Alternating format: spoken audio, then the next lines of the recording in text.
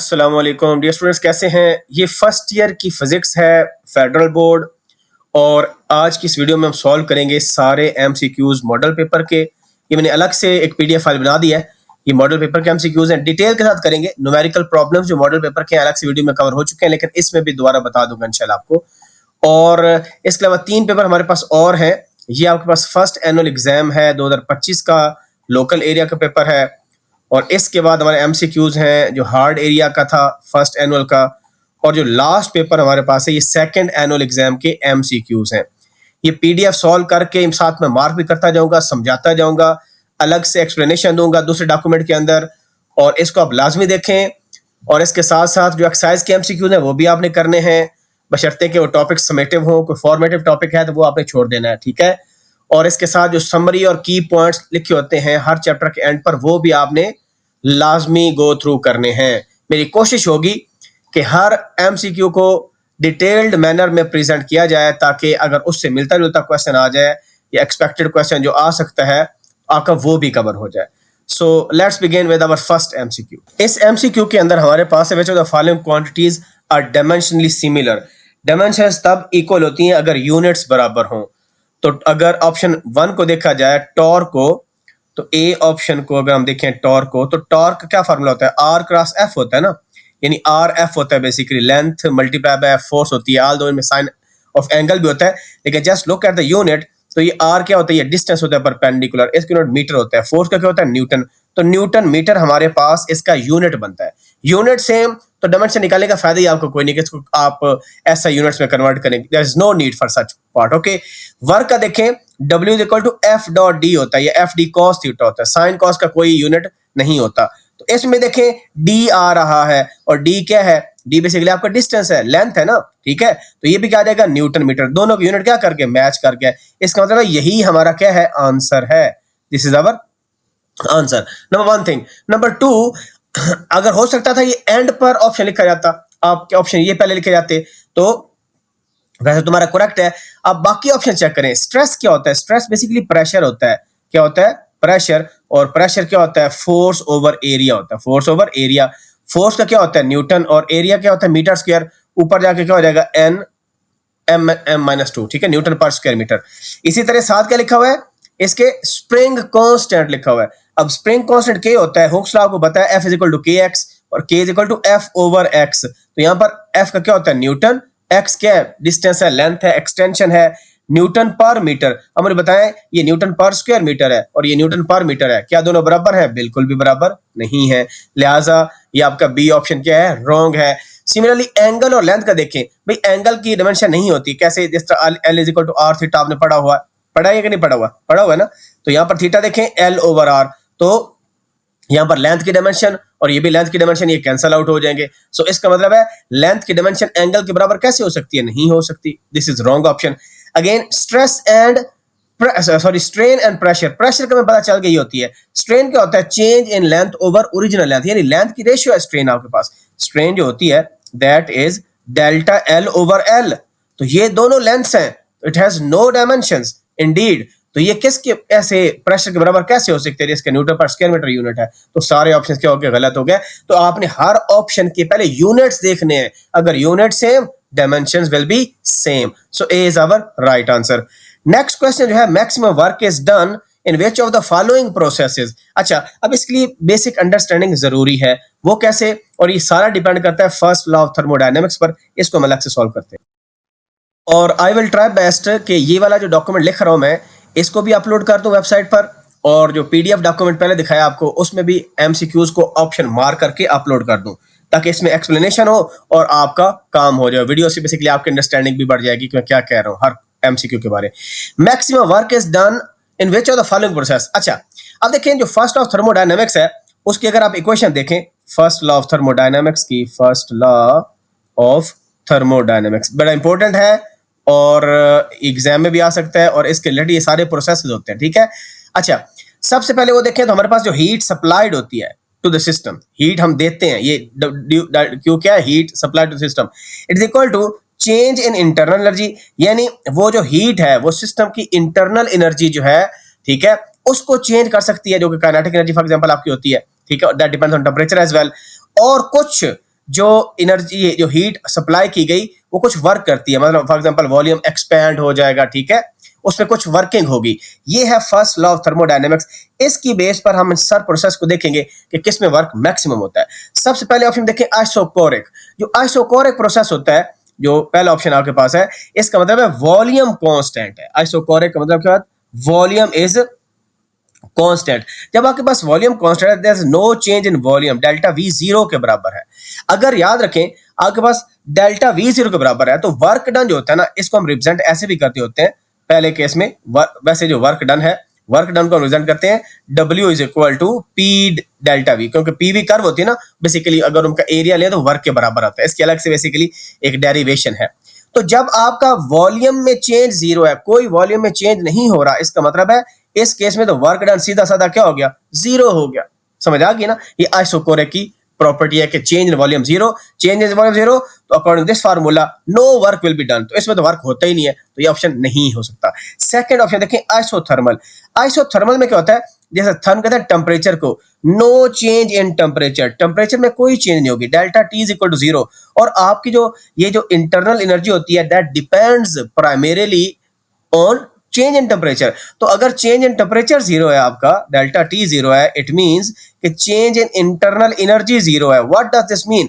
जो आपकी इक्वेशन 1 है वो क्या बन जाएगी? वो सारी की सारी जो हीट सप्लाई की वो वर्क में इस्तेमाल होगी। तो यहां पर वर्क क्या है? मैक्सिमम आ रहा है, क्योंकि डेल्टा यू जीरो हो गया। यानी ये जो हीट है या सिस्टम की इंटरनल एनर्जी बढ़ा रही है और साथ वर्क भी कर रही है, और इस केस में डेल्टा यू जीरो हो गया। इसका मतलब सारी की सारी हीट सप्लाई जो है वो वर्क में कन्वर्ट हो रही है, तो ये मैक्सिमम वर्क दे रहा है। So this is our answer. लेकिन क्या बता, ये एंड पर लिखा जाता है ऑप्शन, ठीक है? तो इस वजह से हम अगले भी चेक करते हैं। जो आइसोबैरिक होता है, बार प्रेशर का बेसिकली यूनिट होता है, इसमें क्या होता है? डेल्टा पी इज कांस्टेंट होता है। डेल्टा पी क्या होता है? वो जीरो होता है। Change in pressure is equal to zero. अच्छा, जब आपके पास चेंज इन प्रेशर जीरो है, now just look on the original equation. ये वाली जो इक्वेशन है, ये इसमें हम W निकालते हैं अलग से सी पार्ट में, जिसमें आइसोबैरिक की बात हो रही है, जिसमें डेल्टा पी जो है आपके पास जीरो है। इसमें अगर वर्क डन देखें तो W इज इक्वल टू क्या आपके पास होगा? Q minus delta U. अब इसका मतलब है क्या? इन दोनों को कंपेयर किया जाए, यहां पर वर्क नॉन जीरो है फॉर श्योर, बिकॉज जो हीट सप्लाई हुई, जो आपके पास हीट सप्लाई है वो कुछ इंटरनल एनर्जी को इंक्रीज करने में यूज हो रही है, उसको चेंज करने में, और कुछ वर्क डन में हो रही है। तो सारी की सारी एनर्जी वर्क में कन्वर्ट नहीं हो रही। इसी वजह से हम देख लें W जो है Q में से जो इंटरनल एनर्जी इंक्रीज करने में हो रही है वो माइनस हो रही है। इसका मतलब है यहाँ पर वर्क डन जो है वो, अगर ऐसा याद रखें तो इसका मतलब जब किसी क्वांटिटी से एक नंबर सब्ट्रैक्ट हो तो जो आपके पास अलग वेरिएबल सेपरेटर होता है वो हमेशा कम होता है किससे? सप्लाइड एनर्जी से। मिसाल के तौर पर इसकी एग्जांपल बताने के लिए कोई बंदा आपको ये पूछे y लिखा हुआ है x माइनस 3 और आपसे पूछा जाए कि y बड़ा है कि x बड़ा है, तो हम हमेशा क्योंकि x बड़ा नंबर है उसमें से इतना माइनस कर रहे हैं तो y आ रहा है। मिसाल के तौर पर अगर आप लिखें, यहाँ पर लिखें x की वैल्यू 5 लिखें तो y की वैल्यू कितनी आ जाएगी? 5 माइनस 3 2। तो इसका मतलब ये वाला वेरिएबल हमेशा छोटा होगा, ये थोड़ी वैल्यू होगी कंपेयर टू दिस, यानी ये बड़ा नंबर है। इसका मतलब क्या हुआ कि अब इस केस में हमारे पास जो हीट दी हमने सिस्टम को वो ज्यादा दी, लेकिन वर्क डन क्या हुआ? थोड़ा हुआ, क्योंकि बाकी वर्क डन इंटरनल एनर्जी को इंक्रीज करने में हो रहा है। लिहाजा यहाँ पर वर्क डन हो रहा है लेकिन उतना नहीं हो रहा जितना कि आइसोथर्मल के अंदर हो रहा है, उसमें सारी की सारी हीट कन्वर्ट हो रही है। इसका मतलब है यहाँ पर कुछ काम इंटरनल एनर्जी इंक्रीज करने में हो रहा है जो कि नॉन जीरो है। इस वजह से W इस केस में हीट सप्लाई से कम होगा। और लास्ट ऑप्शन एडियाबैटिक। अच्छा, ये जो एडियाबैटिक प्रोसेस होता है इसमें कोई हीट सिस्टम में इंटर नहीं होती ना लीव होती है, डेल्टा Q जीरो होता है। No heat will enter into the system. जब आपकी हीट इंटर नहीं हो रही तो आप देखें ये Q क्या हो जाएगा? जीरो हो जाएगा। Q क्या हो जाएगा? जीरो। तो delta U is equal to, ये आपके पास आ जाएगा, जब आपके पास हीट ही कोई नहीं आ रही तो डेल्टा U प्लस W। तो इसमें वर्क डन देखें वो नेगेटिव डेल्टा U, यानी इंटरनल एनर्जी सिस्टम के ना वो काम कर रही है, कोई बाहर से काम हीट कन्वर्ट नहीं हो रहा वर्क के अंदर, ठीक है? जो इंटरनल एनर्जी सिस्टम की अपनी थी काइनेटिक एनर्जी, ठीक है, वो बेसिकली काम कर रही है सिस्टम पर। तो ये तो है ही नेगेटिव में वर्क, इसमें तो वर्क है ही नेगेटिव, तो वर्क मैक्सिमम कहां हुआ? आइसोथर्मल प्रोसेस के अंदर वर्क क्या हुआ? मैक्सिमम हुआ, because whole heat converts into work done, because there is no change in internal energy due to difference in temperature is zero, कोई चेंज टेम्परेचर में होता नहीं है। आइसोथर्मल मतलब कांस्टेंट। तो आई ट्राइड माय बेस्ट कि मैंने इनको सारे पॉइंट्स को क्लियरली करके बता दिया आपको। लो जी, तो इसका आंसर हमारे पास बी था। अब हम देखते हैं अब एमसीक्यू नंबर थर्ड।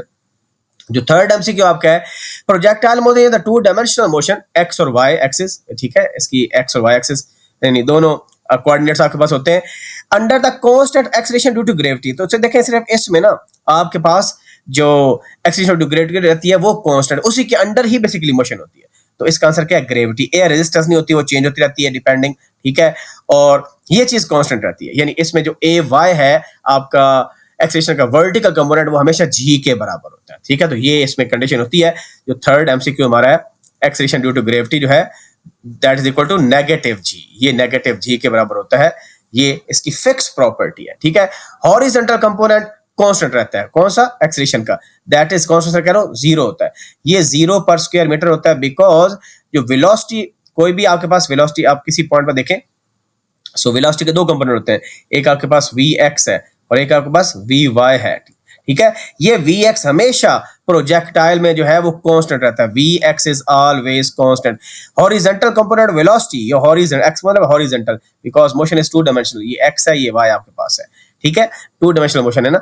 जब वेलोसिटी कांस्टेंट है तो एक्सीलरेशन क्या होता है? Rate of change of velocity होता है। क्या होता है? Rate of change of velocity, D V by D X, ठीक है।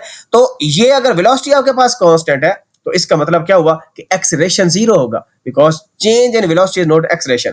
तो हॉरिजॉन्टल कंपोनेंट वेलोसिटी चेंज नहीं हो रहा, acceleration zero. Horizontal acceleration is always zero while vertical acceleration equal to negative G, acceleration to gravity, तो ये G के बराबर होता है। Objects under the action of acceleration to gravity fall करते हैं, ठीक है, वो मूव करते हैं। तो इसका आंसर क्या है? ग्रेविटी। हॉरिजॉन्टल डिस्टेंस तो रेंज कहते हैं, वो तो आपकी चेंज होती रहती है और वेलोसिटी भी चेंज होती रहती है, ठीक है। प्रोजेक्टाइल में वेलोसिटी भी चेंज होती रहती है आपकी। सो दैट इज व्हाई हमारे पास आंसर क्या आ गया? C is the right answer. MCQ number जो 4 to 6 है, तीनों न्यूमेरिकल प्रॉब्लम है। I have already covered in numerical problem videos. सर से देख लेते हैं। टर्टल ट्रैवल इतना डिस्टेंस इन इतने time, average velocity will be, if you just look at the units, वो सेंटीमीटर पर आवर, इसका मतलब है टाइम को हमने आवर्स में कन्वर्ट करना है। तो सबसे पहले टी क्या है? 20 मिनट्स है। और रिमेंबर एक जो मिनट होता है ना वो घंटे का 60th पार्ट होता है। 1 मिनट इज 60th पार्ट, क्योंकि एक घंटे में आपके पास 60 मिनट होते हैं। और अगर हम एक मिनट को देखें तो 1/60 आवर हो जाएगा। तो जब भी मिनट्स को आवर में कन्वर्ट करना है, you have to divide by 60, simple सी असूल है। तो ये आवर में कन्वर्ट हो जाएगा, 0 0 कट गया, 1/3 टाइम आ गया इन आवर्स। नाउ वेलोसिटी क्या होती है? Average velocity. जो सिंपल हम वेलोसिटी की बात करते हैं वो एवरेज वेलोसिटी ही होती है, यानी total distance by total time, इसी को एवरेज वेलोसिटी कहते हैं। सो हमारे पास जो एवरेज वेलोसिटी आ जाएगी v, that is total distance कितना है? 45 centimetre divided by total time कितना है? 1/3 आवर्स। तो सिंपल ये 3 ऊपर जाके क्या हो जाएगा? Multiply, otherwise just use calculator to do this calculation. हमारे पास ये 3 से मल्टीप्लाई हो जाएगा, 5 या 15 असल लगे 1, 4 या 12 और 13, तो 135 सेंटीमीटर पर आवर आ गया। हो सकता था ये क्वेश्चन जो है वो मीटर पर सेकंड में पूछ लिया जाता, तो सेंटीमीटर को मीटर में कन्वर्ट करने के लिए 100 से डिवाइड करना पड़ेगा, और सेकंड में कन्वर्ट करने के लिए मिनट में, 1 मिनट में 60 सेकंड होते हैं। तो आप फिर क्या करते हो उस केस में कि 20 मल्टीप्लाई बाय 60 करते हैं, ठीक है, तो सेकंड में आंसर आ जाता, ठीक है ना। तो कोशिश करें कैलकुलेटर का इस्तेमाल लाजमी किया करें, क्योंकि कुछ स्टूडेंट्स जो है ना मिस्टेक भी कर देते होते हैं, मैं बताता हूँ आप। सो ये हमारे पास कैलकुलेटर है, सिंपल आपने करना है 45 एंड डिवाइडेड बाय 1/3, ठीक है, 1 डिवाइडेड बाय 3 ऐसे कर देना है और आपका आंसर क्या आ जाएगा? 135 आ जाएगा। सो हमारा आंसर है सी इज द राइट आंसर, ठीक है। I am not feeling well, ठीक है, लेकिन फिर भी आई ट्राई माय बेस्ट, क्योंकि कमिट किया हुआ है कि वीडियो बनानी थी, that is I am putting a lot of effort here. A stationary wave is formed by waves of frequency this। देखिए स्टेशनरी वेव्स होती है जो दो वेव से मिलकर बनती है, जिनकी फ्रीक्वेंसी सेम होती है, जिनके एम्पलीट्यूड सेम होते हैं, जिनका वेवलेंथ सेम होती है, सेम मीडियम होता है, but they are travel in opposite direction. उनकी डायरेक्शन क्या होती है? अपोजिट होती है। इस स्टेशनरी वेव डेवलप होती है और फ्रीक्वेंसी क्योंकि एक ही होती है, तो फ्रीक्वेंसी हमें गिवन है, ये जो एमसीक्यू नंबर ये है 5वां, एंड दिस फ्रीक्वेंसी इज कितनी है जी? 512 हर्ट्ज है, 512 हर्ट्ज बेसिकली पर सेकंड को कहते हैं, ठीक है। The speed of the wave is 65 metre, जो स्पीड है दैट इज v, वो 65 मीटर पर सेकंड है, और we have to compute the distance between two consecutive antinodes. अच्छा, अब स्टेशन वेव्स को अगर देखें तो वो बेसिकली इस तरह की होती हैं, ठीक है, ये आपके पास है, ये मैं दो पास सिंपल बनाता हूँ, और फिर ऐसे है, फिर ऐसे आपके पास, ठीक है। ये जो नोड्स रेस्ट में होते हैं, इनको हम, इन पॉइंट्स को नोड्स कहते हैं। ये भी आपके पास नोड है, ये भी आपके पास नोड है। और ये जो हाईएस्ट पॉइंट होता है, इसको हम एंटी नोड कहते हैं। ये एंटी नोड है, ये एंटी नोड है। तो याद रखें, स्टेशनरी वेव्स के अंदर ये स्टैटिक पॉइंट होते हैं, रेस्ट में होते हैं, और ये मैक्सिमम डिस्प्लेसमेंट पर होते हैं। तो जो डिस्टेंस बिटवीन टू नोड्स होता है, उसको हम लैम्डा बाय 2 कहते हैं इन स्टेशनरी वेव्स। ये जो डिस्टेंस आपके पास है ना, ये वाला, and between any two consecutive nodes, ठीक है, ये क्या होता है, ये लैम्डा बाय 2 के बराबर होता है। इसी तरह ये डिस्टेंस भी क्या हो जाएगा, ये भी लैम्डा बाय 2 के बराबर हो जाएगा। ये भी कितना है, लैम्डा बाय 2। और नोड और एंटी नोड, क्योंकि ये एंटी नोड मैक्सिमम पॉइंट इसका सेंटर होता है, तो अगर एक नोड से एंटी नोड तक डिस्टेंस लिया जाए, वो इस पूरे का हाफ हो जाएगा। लैम्डा बाय 2 को 2 से डिवाइड करेंगे, लैम्डा बाय 4 हो जाएगा, लैम्डा बाय 4। तो नोड एंटी नोड का डिस्टेंस जो है वो आपके पास लैम्डा बाय 4 होता है, नोड और नोड के दरमियान। इसी तरह एंटी नोड और एंटी नोड के दरमियान का डिस्टेंस भी लैम्डा बाय 2 ही होता है, वो भी क्या होता है, लैम्डा बाय 2। ये जो डिस्टेंस होगा, ये भी लैम्डा बाय 2 होगा। तो between two consecutive nodes, between two consecutive anti nodes, the distance is lambda by 2, while between node and antinode you have lambda by 4। ये n लिखा हुआ है, लग रहा है, लेकिन ये लैम्डा है, लैम्डा बाय 4। ठीक है जी। इसका मतलब क्या है, हमें ये वेवलेंथ कंप्यूट करनी है। हमें फ्रीक्वेंसी पता है, हमें स्पीड पता है, वेवलेंथ निकाल सकते हैं। Which formula, v is equal to F lambda. तो यहां से हम लैम्डा निकाल सकते हैं, that is v by F. v की वैल्यू हमें गिवन थी, हाउ मच, ये 65 और 512 है, तो 65 ओवर 512, ठीक है। सो ये हमारे पास जो है 65 ये है मीटर पर सेकंड के अंदर। एमसीक्यू में जरूरत नहीं है इतनी डिटेल करने से, लेकिन मैं समझा रहा हूँ आपको, ये पर सेकंड, ये आपस में कट जाएगा, और कैलकुलेटर यूज करके हम इसकी वैल्यू निकाल लेते हैं, 65 ओवर 512। सो ये हमारे पास कैलकुलेटर है जी, 65 डिवाइडेड बाय 512, ठीक है जी, 512। तो ये हमारे पास आ जाएगा जी वैल्यू 0.126, ठीक है। हमने क्या करना है, इसका हाफ करना है, because we need the distance between two nodes. तो ये आपके पास लैम्डा आ गया, इसको 2 से डिवाइड कर देते हैं, डिवाइडेड बाय 2 कर देते हैं, दैट्स इट। आपके पास क्या आ जाएगा answer, and this answer is 0.0634। So D हमारे पास आ गया, जो ये आंसर आया था इसका हमने इसको 2 से डिवाइड कर दिया था, and will get 0.00634 unit will be metre, ठीक है। अब हम ऑप्शन देख लेते हैं कि 0.0634 से कौन सा ऑप्शन मैच कर रहा है। अच्छा, उसने डेसिमल पॉइंट के बाद 2 डिजिट लिखे हैं, तो 0.0634 राउंड ऑफ भी करें तो 6 बनता है, so B is our right answer, ठीक है जी। तो ये हमारा आंसर आ गया, और यहां पर भी आप अगर 2 पॉइंट्स लिखेंगे तो 0.06 आएगा, 34 राउंड ऑफ करेंगे, ये 5 से छोटा है, that is why this is our right answer. So next MCQ हमारे पास जो नंबर 6 है, ये भी एक न्यूमेरिकल प्रॉब्लम है। A wire is stretched to its original length or to double, stretched to double of its original, यानी original length को डबल कर दिया, its strain is। अब स्ट्रेन जो होती है उसका आपको पीछे मैंने बताया पहले ऑप्शन एमसीक्यू के अंदर कि डेल्टा एल बाय एल जो होता है ना, change in length divided by original length. Original length ये क्या होती है, ये स्ट्रेन होती है, कि चेंज कितनी आई उसको न्यूमरेटर में, ओरिजिनल कितनी थी। अच्छा, अब वो क्या कहता है कि ओरिजिनल लेंथ से डबल किया, यानी ओरिजिनल पहले एल थी उसको डबल कर दिया, अब उसको 2l कर दिया, तो जो चेंज देखें जरा, चेंज क्या आ जाएगा, ये फाइनल लेंथ है, ये ओरिजिनल लेंथ थी, सो 2l minus L U will gate L, ठीक है। इसको एल नॉट भी, वैसे ओरिजिनल लेंथ को एल नॉट भी ले सकते हैं आप। सो इसका मतलब है जो स्ट्रेन जब हमने कंप्यूट करनी है, तो जो चेंज आया वो एल का है, और ओरिजिनल लेंथ भी एल है, ये कैंसिल आउट हो गया, आपस में आंसर क्या आ जाएगा, 1 आ जाएगा। सो इसका मतलब है इसका आंसर 1 है, ठीक है, इसका आंसर क्या है, 1। अच्छा, अगर ये डबल ना होती, अगर हाफ हो जाती, तो फिर आप क्या लिखते हो, फिर आप लिखते कि भाई अगर ये हाफ हो गई तो इसका मतलब है जो चेंज आया हमारे पास, अगर लेट से आपका जो एल है ये वायर हाफ लेंथ की बन गई, तो चेंज पर कितना हो जाएगा, change must be positive, L minus L by 2, so that is L by 2। एक में से आधा निकालेंगे, आधा बचेगा, ठीक है। तो इसका मतलब है एल बाय 2, उस केस में हमारा आंसर आता है L by 2, change divide by original length कितनी है, एल, तो एल एल से कैंसिल हो जाता, तो हमारे पास सिंपल 1 बाय 2 आ जाता, तो उस केस में हाफ हो जाता फिर, ठीक है। क्या, ये स्ट्रेन निकाल रहा हूं मैं, ये बेसिकली ये मैं डेल्टा एल बाय एल, ये स्ट्रेन कंप्यूट कर रहा हूं। स्ट्रेन होता है चेंज इन लेंथ, अब चेंज क्या है, हाफ है, ओरिजिनल लेंथ एल है, एल एल से कट गया क्योंकि 2 यहां पर आ जाएगा ना, ठीक है। सिंपल मैथ्स है। तो ये हमने कितने एमसीक्यूज कर लिए, ये हमारे 6 एमसीक्यूज हो गए, और अब हम करते हैं अगले एमसीक्यूज। जो एमसीक्यू नंबर आपके पास है ना 7, उसमें लिखा है cyclotron frequency of a charge particle moving in a magnetic field B is independent, किस पर डिपेंड नहीं करता। अब इसकी डेरिवेशन है कि जब आप एक चार्ज पार्टिकल को आप मैग्नेटिक फील्ड में मूव करते हो सर्कुलर फैशन के अंदर, तो बेसिकली आप क्या करते हो, उस चार्ज पर जो फोर्स लगती है आपको पता है वो F equal to Q V cross B होती है, यानी अगर मैग्नेटिक लेंगे तो F is equal to Q V B होता है आपके पास, ठीक है, क्यू वी बी उसका चार्ज है, ये वेलोसिटी और ये मैग्नेटिक फील्ड स्ट्रेंथ है। और आपको पता है क्योंकि सर्कुलर में आपका फैशन में चार्ज पार्टिकल मूव कर रहा है, तो इसमें कौन सी फोर्स होती है, सेंट्रीपिटल फोर्स होती है। You have to compare this force, यानी जो चार्ज पर लग रही है, ठीक है, दैट इज इक्वल टू आपकी सेंट्रीपिटल फोर्स। अगर आप इन दोनों को कंपेयर करें and just take the value of R radius here, and आपको पता है ना कि इसमें जब सर्कल एक कंप्लीट होता है आपके पास तो टाइम पीरियड उसके लिए आपके पास होता है, ठीक है। तो टाइम पीरियड क्या होता है, कितना डिस्टेंस कवर किया, तो आपके और स्पीड क्या थी, क्योंकि v इज इक्वल टू आपके पास फार्मूला होता है v is equal to s over t, ये फार्मूला आपके पास होता है ना। तो इसमें अगर हम टाइम पीरियड निकालें तो s बाय, तो कितना डिस्टेंस सर्कमफेरेंस होता है 2 पाई r डिवाइडेड बाय कितना आ जाएगा v आ जाएगा।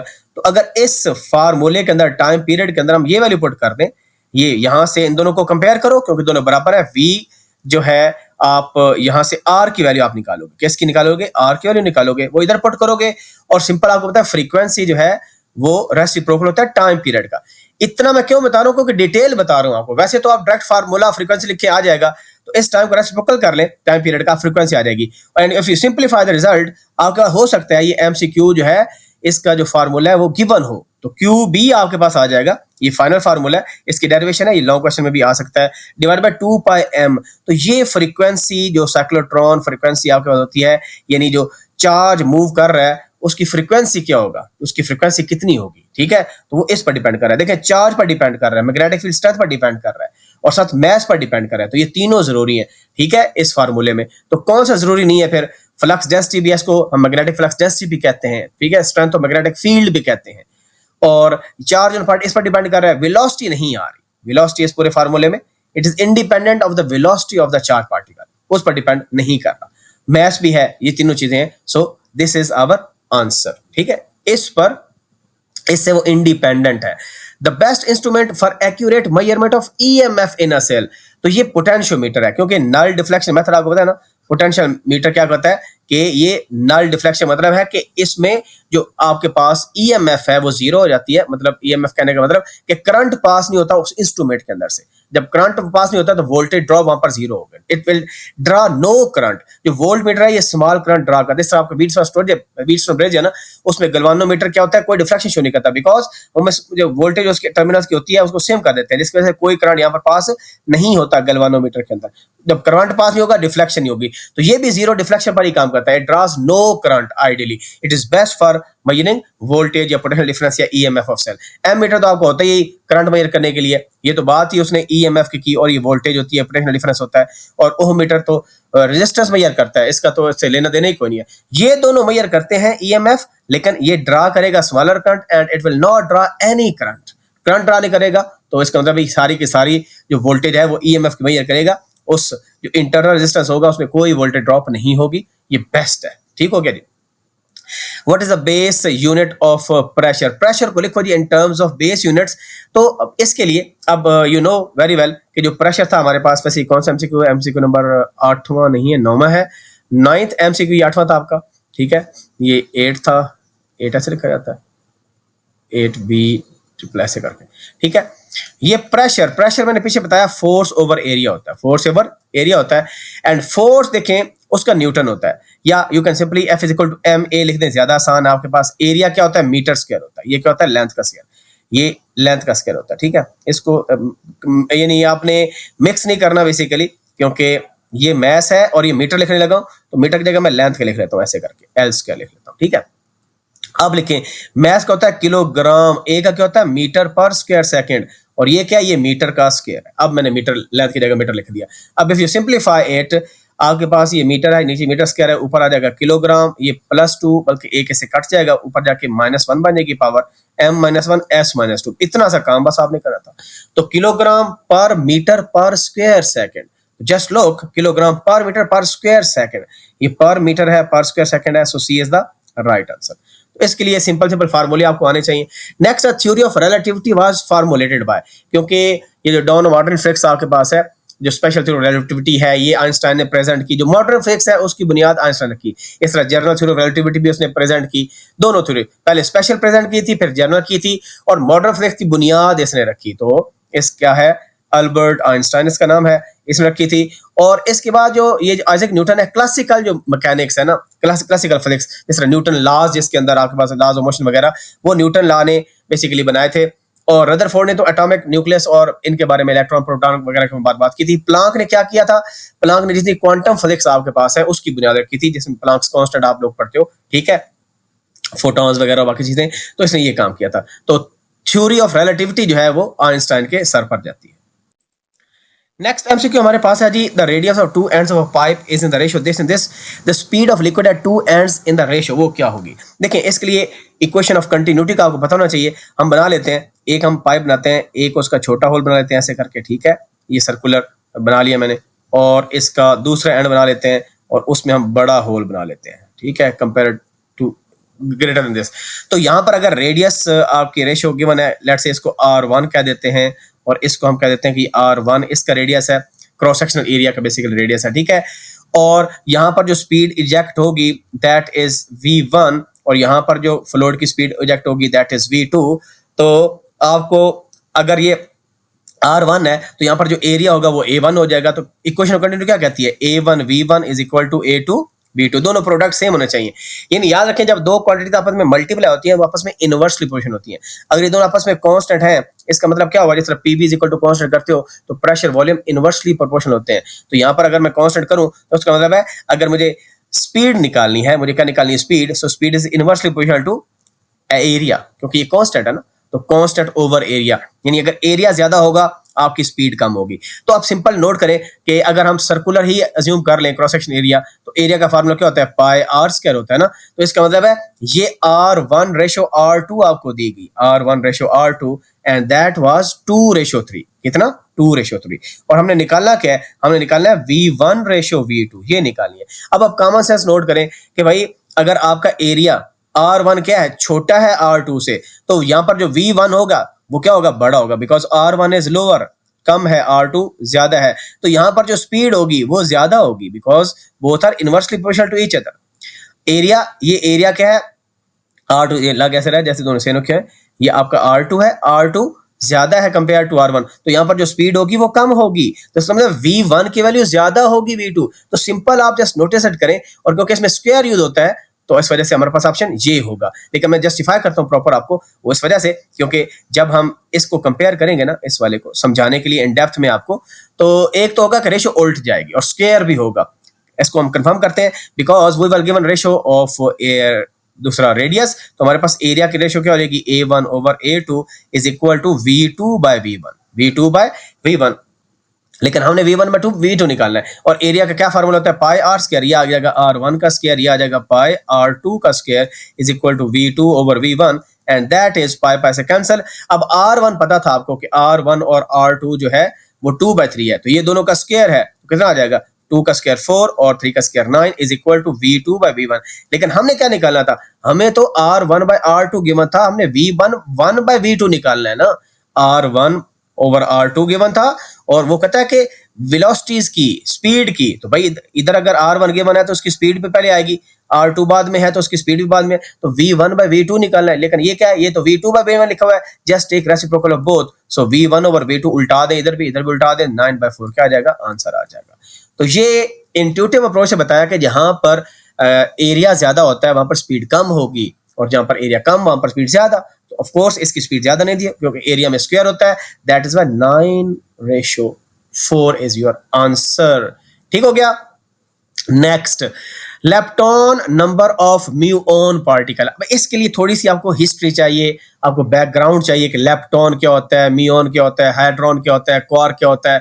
ठीक है, ये चीजें आपको मैं पहले बताता हूं ताकि इसमें से कोई और एमसीक्यू आ जाए वो फिर आपको इजीली कर ले। ठीक है, इसकी हिस्ट्री है थोड़ी सी, वो बताता हूं आपको। अच्छा जी, तो ये जो लेप्टॉन नंबर है ना, पहले तो बताते हैं लेप्टॉन होता क्या है। ठीक है, थोड़ी सी ब्रीफली मैं आपको बता देता हूँ। ये नंबर 12 है हमारे पास। ठीक है जी, नंबर 12।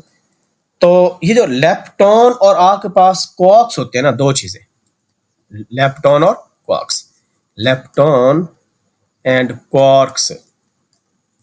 ये फंडामेंटल पार्टिकल्स हैं, ठीक है। फंडामेंटल पार्टिकल ये कि इंडिपेंडेंट एग्जिस्ट कर सकते हैं। जिस तरह आपके पास जो प्रोटॉन्स है ना, वो तो कंपोज होते हैं ना, प्रोटॉन्स होंगे और न्यूट्रॉन्स मिलकर न्यूक्लियस बनाते हैं। ये आपका फंडामेंटल पार्टिकल जो मैटर बनाई थी, न्यूक्लियर मैटर, यूनिवर्स के टाइम पर, ठीक है, ये इंडिपेंडेंट एग्जिस्टेंस इनकी होती है। लेकिन अच्छा, अब इस तरह जो लेप्टॉन है, जो क्वेश्चन उसने हमसे पूछा, बाकी मैं डिटेल आपको बताता हूँ साथ साथ। उसने पूछा कि लेप्टॉन नंबर ऑफ म्यूऑन। अब लेप्टॉन के अंदर ना आपके पास पार्टिकल्स भी होते हैं, एंटी पार्टिकल, उसको मैटर या एंटी मैटर भी कहते हैं। अब इसमें जो आपके पास पार्टिकल्स आते हैं, ठीक है, इसके लेप्टॉन के, उनका नाम है जी आपके पास एक इलेक्ट्रॉन है। इलेक्ट्रॉन लेप्टॉन के अंदर आता है, इलेक्ट्रॉन, इसको ई माइनस से नोट करते हैं। इस तरह म्यूऑन है, जो कि उसने अभी हमसे पूछा, MUON, म्यूऑन, इसको म्यू माइनस कहते हैं। इसी तरह आपके पास एक टॉ होता है, वो भी लेप्टॉन है, TAU, टॉ, और इसको टी माइनस कह रहे हैं। और साथ आपके पास न्यूट्रिनो है, क्या है, न्यूट्रिनो, न्यू के साथ डिनोट किया जाता है। ये जो लेप्टॉन्स हैं, इनका जो लेप्टॉन नंबर है वो +1 है। ये मैटर में आते हैं। इसका एंटी मैटर, इसका अपोजिट भी होते हैं, ठीक है। वो कौन सा होता है आपके पास, ये इलेक्ट्रॉन है, इसका अपोजिट होता है पॉजिट्रॉन, ठीक है, अपोजिट चार्ज होता है, और आपके पास मैस सेम होता है इसका, ठीक है। तो पॉजिट्रॉन है। इस तरह एंटी न्यूट्रिनो है, एंटी न्यूट्रिनो, इसको न्यू ऐसे बार से नोट किया जाता है। और इसके साथ हमारे एंटी म्यूऑन है, म्यूऑन का क्या है, एंटी म्यूऑन, एंटी म्यूऑन। तो इनके जो है ना, जो हमारे पास होते हैं, वो क्या है, लेप्टॉन नंबर -1 है। तो प्लस इनके हाफ वगैरह में नहीं होते। तो एक तो ये है कि ये आप 4 ये याद कर लें, 3 ये याद कर लें, ठीक है, और टॉ का एंटी टॉ हो जाएगा, उसका भी -1 है, ठीक है। तो आपके पास सिंपल जो लेप्टॉन नंबर म्यूऑन का है वो +1 है, -1 नहीं है। ऑल दो उसको न्यू माइनस से शो किया जाता है। अब मैं आपको बताता हूं कि ये जो फंडामेंटल पार्टिकल्स हैं, ये कौन कौन से, जैसे मैंने अभी बताया कि कॉर्क आपके पास है, और कॉर्क के साथ क्या है, हेड्रॉन्स है। ये फंडामेंटल, ये बेसिक जो पार्टिकल आपकी थ्योरी है, ये कॉर्क्स पर डिपेंड कर रही है, और किस पर, लेप्टॉन पर डिपेंड कर रही है, ठीक है। ये दो फंडामेंटल हैं। और आपके पास ये जो हेड्रॉन्स हैं, वो फंडामेंटल पार्टिकल नहीं, वो कॉर्क्स पर डिपेंड करते हैं। अच्छा जी, इसके बाद अगर ये जो कॉर्क्स है ना, कॉर्क्स की जो है आगे टाइप है कि हेड्रॉन्स बेसिकली होते हैं। क्या इसमें क्या होते हैं, हेड्रॉन्स होते हैं। अच्छा, कॉर्क्स में, अच्छा ये ऐसे बन गया, लेट अ मिनट, बल्कि इसको मैं ऐसे करता हूँ। कॉर्क्स में क्या होते हैं, it is compose of hadrons, ये इसकी सब पार्टिकल्स हैं। और हेड्रॉन्स बेसिकली छोटे छोटे कॉर्क्स से मिलकर बने। इसके दो टाइप्स हैं। इसकी एक टाइप है बैरियंस, ठीक है, ये जब हम चैप्टर की समरी करेंगे ना, उसमें मैं आपको बता दूंगा। बैरियंस हैं, और यहां से थोड़ा सा बहुत आइडिया आपको हो जाएगा। और मेसॉन्स हैं, ठीक है, मेसॉन्स, ये इसके सब पार्टिकल्स हैं कॉर्क्स के, ठीक है। और ये जो बैरियंस हैं, ये 3 कॉर्क इसमें हेड्रॉन्स होते हैं, 3 कॉर्क हेड्रॉन्स होते हैं। और ये मेसॉन्स में कितने होते हैं, 2 कॉर्क होते हैं, एक मैटर होता है, एक एंटी मैटर होता है, ठीक है, आपके पास, ठीक है। यानी कॉर्क होता है, एक एंटी कॉर्क होता है। तो ये बेसिकली आपके इसके पार्टिकल, तो हेड्रॉन बेसिकली कॉर्क से मिलकर बनते हैं। इसी तरह जो हमारे पास दूसरा है मेसॉन्स, इसमें अब मैंने ये लिखा जो मेसॉन्स, इसकी अगर हम एग्जांपल्स देखें तो इसकी एग्जांपल हमारे पास आती है जनाब, ठीक है, पायॉन्स, इसमें आता है पायॉन आता है, इसको पाई से डिनोट किया करते हैं, पायॉन्स, पायॉन्स, इसमें पायॉन्स होता है। एंड केऑन्स, KONS, इसको के से डिनोट किया जाता है। और ये अनस्टेबल होते हैं, ये जो मेसॉन्स वाले हैं, ये क्या होते हैं, अनस्टेबल होते हैं, ठीक है। और अच्छा, इसके अलावा अगर हम लेप्टॉन की बात करें, और यहां पर इंपॉर्टेंट थिंग, ये जो आपके पास हेड्रॉन्स है ना, हेड्रॉन्स की जो एग्जांपल्स है, इसमें प्रोटॉन भी आता है, प्रोटॉन भी आता है, और साथ इसमें न्यूट्रॉन भी आता है, न्यूट्रॉन, न्यूट्रॉन भी आता है। Proton and neutrons are famous hadrons, और पायॉन्स भी है। ये 3 बेसिकली मशहूर हैं हेड्रॉन्स की कैटेगरी में। जो लेप्टॉन है वो भी फंडामेंटल पार्टिकल है, लेकिन उनमें, अच्छा, अगर फोर्स की बात करें तो ये जो क्वार्क्स होते हैं, इसमें ज्यादा फोर्स एक्सपीरियंस करते हैं। ये फंडामेंटल फोर्स है, जो कि इनके दरमियान स्ट्रॉन्ग न्यूक्लियर फोर्स होती है। कौन सी फोर्स होती है, स्ट्रॉन्ग न्यूक्लियर फोर्स होती है इनके दरमियान। और लेप्टॉन्स में comparatively do not experience strong, इसमें ये लेप्टॉन जो है, ये do not experience nuclear force, इसमें न्यूक्लियर फोर्स नहीं होती, वाइल क्वार्क्स जो है फेल करते हैं। और लेप्टॉन्स की मशहूर एग्जांपल्स क्या हैं, लेप्टॉन की जो एग्जांपल्स हैं जो कि पेपर में पूछी जा सकती हैं, दैट आर, इसमें इलेक्ट्रॉन्स इसकी एग्जांपल्स हैं, इलेक्ट्रॉन्स हैं एंड न्यूट्रिनोज हैं, न्यूट्रिनोज। बस ये कुछ चीजें आप याद कर लें तो कम से कम बेस आपकी बन जाएगी विद एग्जांपल्स कि इलेक्ट्रॉन्स के हैं do not experience nuclear force while quarks experience strong nuclear force. Quarks में हैड्रॉन्स होते हैं और उनके आगे सब कैटेगरीज हैं, बेरियंस, मेसॉन्स, इसमें 3 क्वार्क्स होते हैं, इसमें 2 और इनके भी टाइप्स हैं। ये जो आपके पास क्वार्क्स है ना, इसमें भी आपके पास इनके डिफरेंट टाइप्स हैं, अप है, डाउन है, ठीक है, और इसी तरह ये इनका स्ट्रेंज टाइप है। तो ये हम इसकी टाइप्स भी पढ़ेंगे डिटेल के साथ, लेकिन ये मैंने थोड़ा बहुत ब्रीफली आपको बता दिया lepton नंबर और lepton क्या होते हैं और ये क्यों डिफरेंट है, क्योंकि वो आपके पास ना कंपोजिट पार्टिकल होते हैं, इलेक्ट्रॉन, प्रोटॉन, न्यूट्रॉन, जो न्यूक्लियस के अंदर होते हैं, लेकिन इनकी एग्जिस्टेंस lepton की और hadrons की, hadron कह रहा हूँ, quarks की इंडिपेंडेंट होती है और ये मैटर बनाते हैं, न्यूक्लियर मैटर, ठीक है। तो इस वजह से अगर हम देखें अपने वापस एमसीक्यू पर आए तो इसका आंसर +1 है। +1 किस किस का होगा? अगर इलेक्ट्रॉन आ जाए, lepton नंबर ऑफ इलेक्ट्रॉन आ जाए, आपके पास टॉ आ जाए, TAU टॉ आ जाए, न्यूट्रिनो आ जाए और म्यूऑन आ जाए तो +1 है। और आपके पास एंटी म्यूऑन आ जाए, पॉजिट्रॉन आ जाए और एंटी ये जो न्यूट्रिनो है ये आपके पास आ जाए तो उसका उसका -1 होगा फिर, ठीक है। Now we will do next MCQs. MCQ number 13. Which of the following moving particle is not deflected by magnetic field? Magnetic field deflect करेगी अगर पॉजिटिव चार्ज होगा, नेगेटिव होगा। न्यूट्रॉन पर कोई चार्ज नहीं होता, ये न्यूट्रल होता है, ठीक है, इसको डिफ्लेक्ट नहीं करती मैग्नेटिक फील्ड। किसको डिफ्लेक्ट करेगी? प्रोटॉन को करेगी, इलेक्ट्रॉन को और पॉजिट्रॉन को। इलेक्ट्रॉन, पॉजिट्रॉन, ये मैटर एंटी मैटर है, इसका नेगेटिव चार्ज होता है, इसका पॉजिटिव चार्ज होता है, मैस सेम होता है और प्रोटॉन का मैस ज्यादा होता है और उस पर पॉजिटिव चार्ज होता है, ठीक है। Neutron will be undeflected. The force that acts on the body but it does not work is called. अच्छा, ये जो फोर्स है ये सेंट्रीपिटल फोर्स है। व्हाई? ये मैं आपको बताता हूँ रीजन इसकी, और ये क्यों वर्क नहीं करती। Let's see it. Frictional force करेगी, क्योंकि फ्रिक्शनल फोर्स आपकी मोशन को अपोज करती है। अगर आपकी मोशन इधर है तो फ्रिक्शनल फोर्स जो है उसकी, लेट्स से ये पॉइंट मैंने बॉडी का बनाया, ये बॉडी पर फोर्स लग रही है, एफ फोर्स कुछ भी लग रही है, ये ड्राइविंग फोर्स है, अप थ्रस्ट है, ये कार के इंजन की फोर्स है। तो जो आपके पास रेजिस्टिव फोर्स होती है that acts in the opposite direction, ठीक है, इसको छोटे एफ से डिनोट किया जाता है। ये 180 डिग्री पर काम करती है। तो हमें पता है वर्क डन का फॉर्मूला होता है W = FS या FD × cos theta. cos theta, theta 180 degree होता है तो cos 180 -1 होता है। तो ये नेगेटिव काम हमेशा करती है, अपोज करेगी मोशन को, तो इस वजह से ये तो वर्क करती है। ग्रेविटेशनल फोर्स वर्क करती है कब? जब आप वर्टिकल मोशन करते हो, एक ऑब्जेक्ट अगर वर्टिकली अपवर्ड जाता है तो वो अगेंस्ट ग्रेविटी काम कर रहा है, ठीक है, अगेंस्ट ग्रेविटी काम करता है क्योंकि जी की वैल्यू माइनस होती है ना। और जब ऑब्जेक्ट टुवर्ड्स अर्थ मूव करता है वर्टिकली तो हम ये जो ग्रेविटेशनल वर्क है वो पॉजिटिव होता है, that is equal to mgh। Energy basically है ना, एनर्जी, और rate of ability of body to do work is known as energy, ठीक है। तो इसमें काम होता है इधर इट इज पॉजिटिव और नेगेटिव। अगर फॉल कर रहा है तो नेगेटिव है, अपवर्ड जा रहा है तो ये फॉल कर रहा है तो पॉजिटिव, अपवर्ड जा रहा है तो नेगेटिव। सिमिलरली आपके पास ये जो थर्ड फोर्स है इलास्टिक फोर्स, इलास्टिक फोर्स में नॉर्मली क्या होता है कि आपके पास इलास्टिक पोटेंशियल एनर्जी स्टोर होती है। आपके पास if you have a mass attach to a spring, जब आप इसको स्ट्रेच करोगे तो ये वापस क्यों जाता है? बिकॉज इट स्टोर्स एनर्जी, तो वर्क कर रहा है ना, ठीक है। तो इस वजह से ये इलास्टिक फोर्स भी काम करती है। ये फोर्स कौन काम नहीं करती? Centripetal force, because if you look at the formula W = FS × cos of theta, ठीक है, ये भी वेक्टर होता है, ये भी वेक्टर होता है, इसको जगह डी भी लिखते होते हैं। अगर हम सेंट्रीपिटल की बात करें तो ये सर्कुलर मोशन आपकी होती है और यू नो कि इसमें फोर्स कौन सी होती है? Centripetal force, that is always directed towards the centre of the earth, centre of the circle. तो FC इधर काम करेगा। एंड वन मोर थिंग, हम ये डिस्टेंस कैसे लेंगे? जो दूसरा वेक्टर है d cos थीटा, इसको d अगर कह दें, displacement, we know that velocity is the rate of change of displacement. ये डिस्प्लेसमेंट का डेरिवेटिव लेते हैं तो वेलोसिटी आती है। और हमें पता है ये टेंजेंशियल वेलोसिटी किसी भी पॉइंट पर अगर सर्कल की मोशन वो बेशक लेट्स से क्लॉकवाइज है या एंटी क्लॉकवाइज है, तो आप ये जो वेलोसिटी कंपोनेंट होता है that is always tangent to that point, क्योंकि आपको पता है ना सर्कुलर मोशन में डायरेक्शन हर वक्त चेंज होती है, इस वजह से आपके पास डायरेक्शन चेंज हो रही होती है। और वेलोसिटी की डायरेक्शन निकालने के लिए हम टेंजेंट ड्रा करते हैं, and you know this tangent is always perpendicular to the radius. और वहां पर फोर्स क्या एक्ट कर रही है? टुवर्ड्स रेडियस या टुवर्ड्स सेंटर, सेंट्रीपिटल फोर्स। और वेलोसिटी में पता है डिस्प्लेसमेंट बाय टाइम होता है, इसका मतलब है डिस्प्लेसमेंट की डायरेक्शन भी यही बनेगी। It makes an angle of 90 degree with this F centripetal force.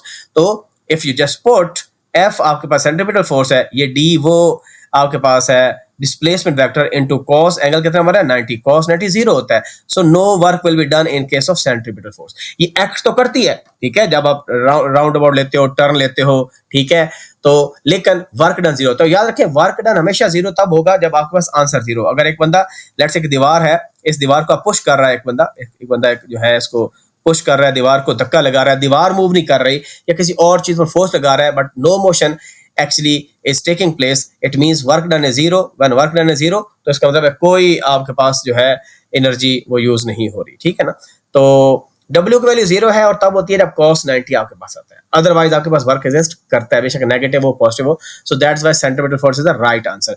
The region around a charge in which test charge can feel electric force, उस रीजन को हम क्या कहते हैं, इलेक्ट्रिक फील्ड का नाम देते हैं, ठीक है, क्या देते हैं उसको, इलेक्ट्रिक। डेफिनेशन इलेक्ट्रिक फील्ड क्या है कि कैसा रीजन होगा जहां पर कोई भी टेस्ट चार्ज जो है ना फोर्स फील करेगा, ठीक है।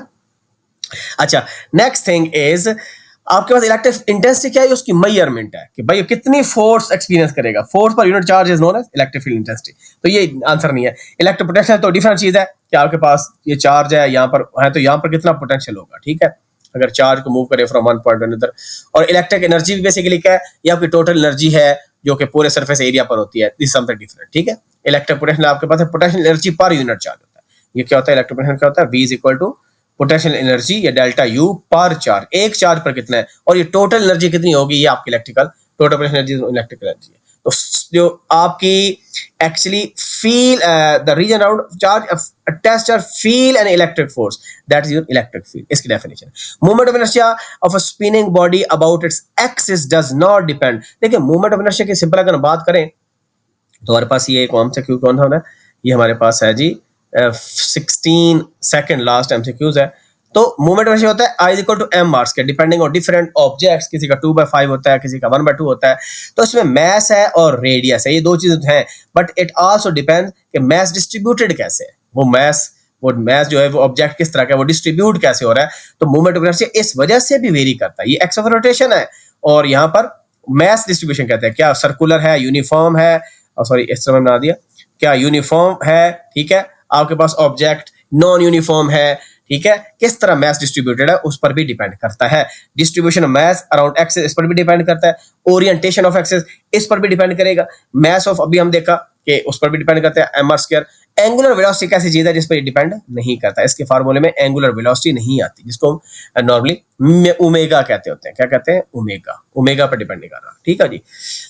नेक्स्ट थिंग fx3 है, f दिस है, और ये जब fx fy आए तो इसका मतलब राइट एंगल ट्रायंगल बनती है, और ये आपके पास जो है पैथागोरस थ्योरम जिसका मैग्नीट्यूड कंप्यूट हम करते हैं। तो आपके पास एक fx कंपोनेंट गिवन है आपको which is 3 ये वेक्टर है, और fy कंपोनेंट क्या है ये हमने निकालना है, ये fy निकालना है, और ये रिजल्टेंट वेक्टर आपको गिवन है f, ठीक है, f ये कितना है 5, इसकी मैग्नीट्यूड 5 न्यूटन है, इसकी 3 न्यूटन है, और ये हमने कंप्यूट करना है। और ये राइट एंगल ट्रायंगल में ही होता है, किसमें होता है fx, जब हम रिजॉल्व करते हैं किसी फोर्स को इनटू कंपोनेंट्स, आपके पास ये फोर्स है, let's say this is a force and you have to resolve this force into component, तो एक का इसका हॉरिजॉन्टल कंपोनेंट होगा and one component is vertical component. तो ये एंगल यहाँ पर क्या बनाएगा, थीटा, और ये आपके पास कौन सा कंपोनेंट है, वर्टिकल। तो ये देखें ये fx है, ये क्या है, ये fy है, और ये हेड टू टेल रूल में स्टार्टिंग की टेल एंडिंग का हेड। अच्छा याद रखिए अगर मैं cos थीटा कंप्यूट करें ना इस पूरे के अंदर, cos थीटा भी कंप्यूट cos थीटा, वो क्या होता है, some people have curly brown hair base, तो fx ओवर f आ जाएगा, क्या ख्याल है। तो यहां से जो fx है that is equal to f cos theta, वो क्या होता है, f cos थीटा होता है, fy साइन कंप्यूट करेंगे तो f sin थीटा के बराबर होता है। तो थीटा के अपोजिट साइड हमेशा परपेंडिकुलर होती है, but here the goal was to compute this fy numerical value.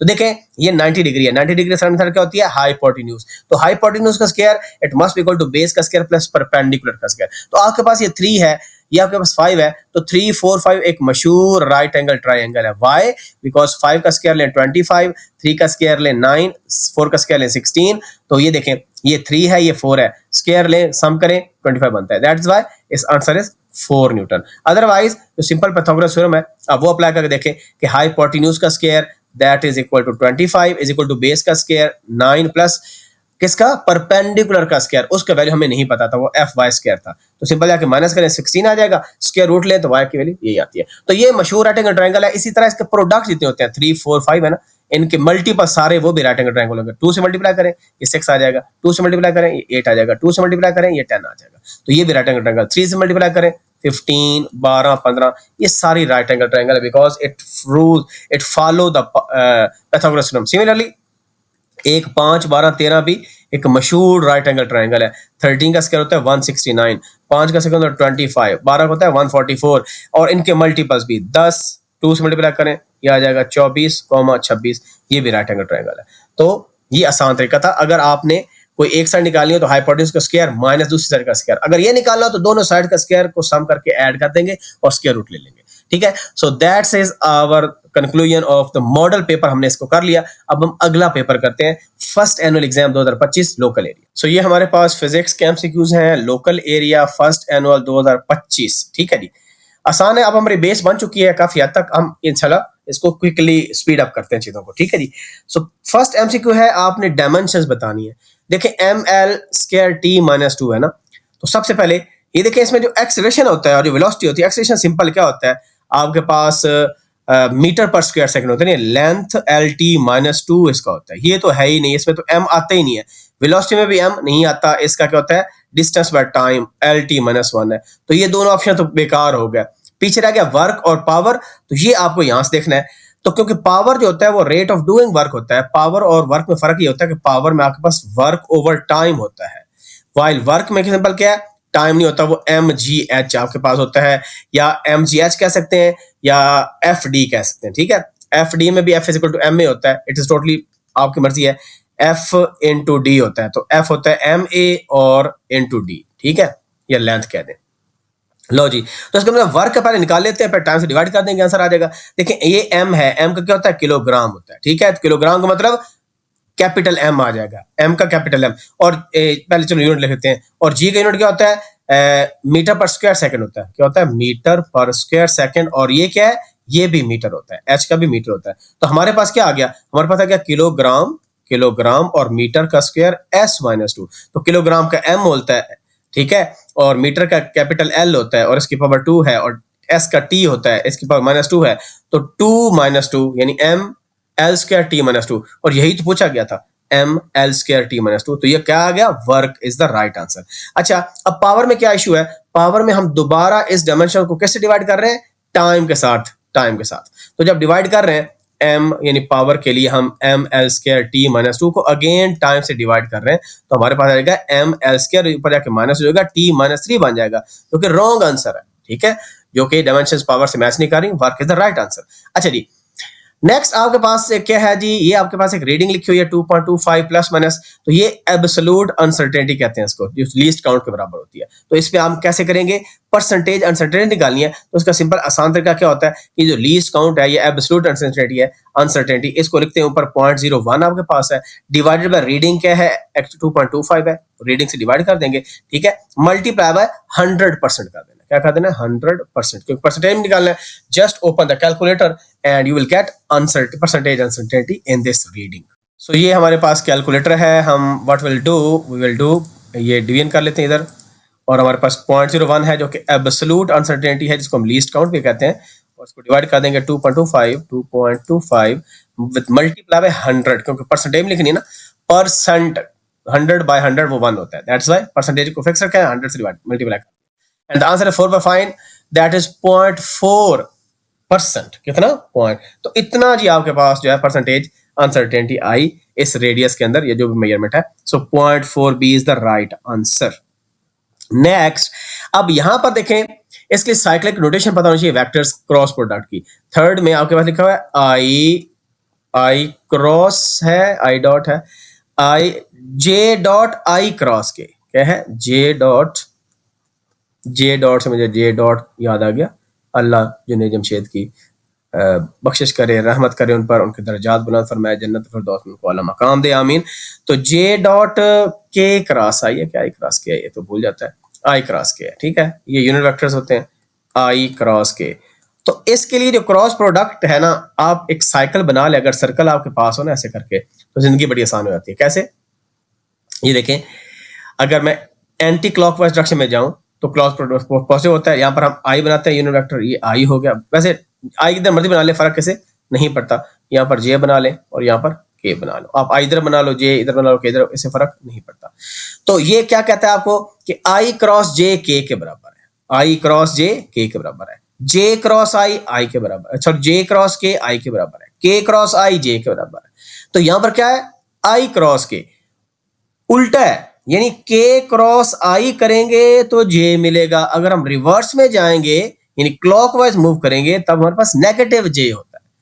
तो क्रॉस प्रोडक्ट कैसे काम करता है, अगर मैं आई क्रॉस जे करूं, आई क्रॉस जे करूं इस डायरेक्शन में, इन एंटी क्लॉकवाइज डायरेक्शन, मुझे क्या मिलेगा, के मिलेगा, मुझे क्या मिलेगा, के। अगर मैं जे क्रॉस के करूं, ऐसे मूव करूं, ऐसे, मुझे आई मिलेगा। और अगर मैं के क्रॉस आई करूं, के क्रॉस आई करूं, मुझे जे मिलेगा। लेकिन मैं रिवर्स में गया, अगर मैंने आई क्रॉस जे की जगह जे क्रॉस आई किया, मुझे माइनस के मिलेगा।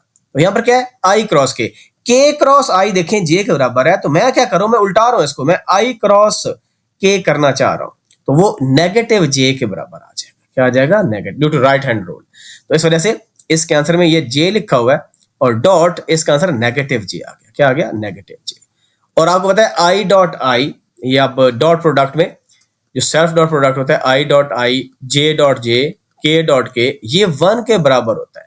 बट क्रॉस में क्या होता है, आई डॉट जे या आई डॉट के या जे डॉट के, ये 0 होते हैं, बिकॉज इसमें आपका क्या बनता है, डॉट प्रोडक्ट में आपका कॉस होता है। क्या होता है, cos.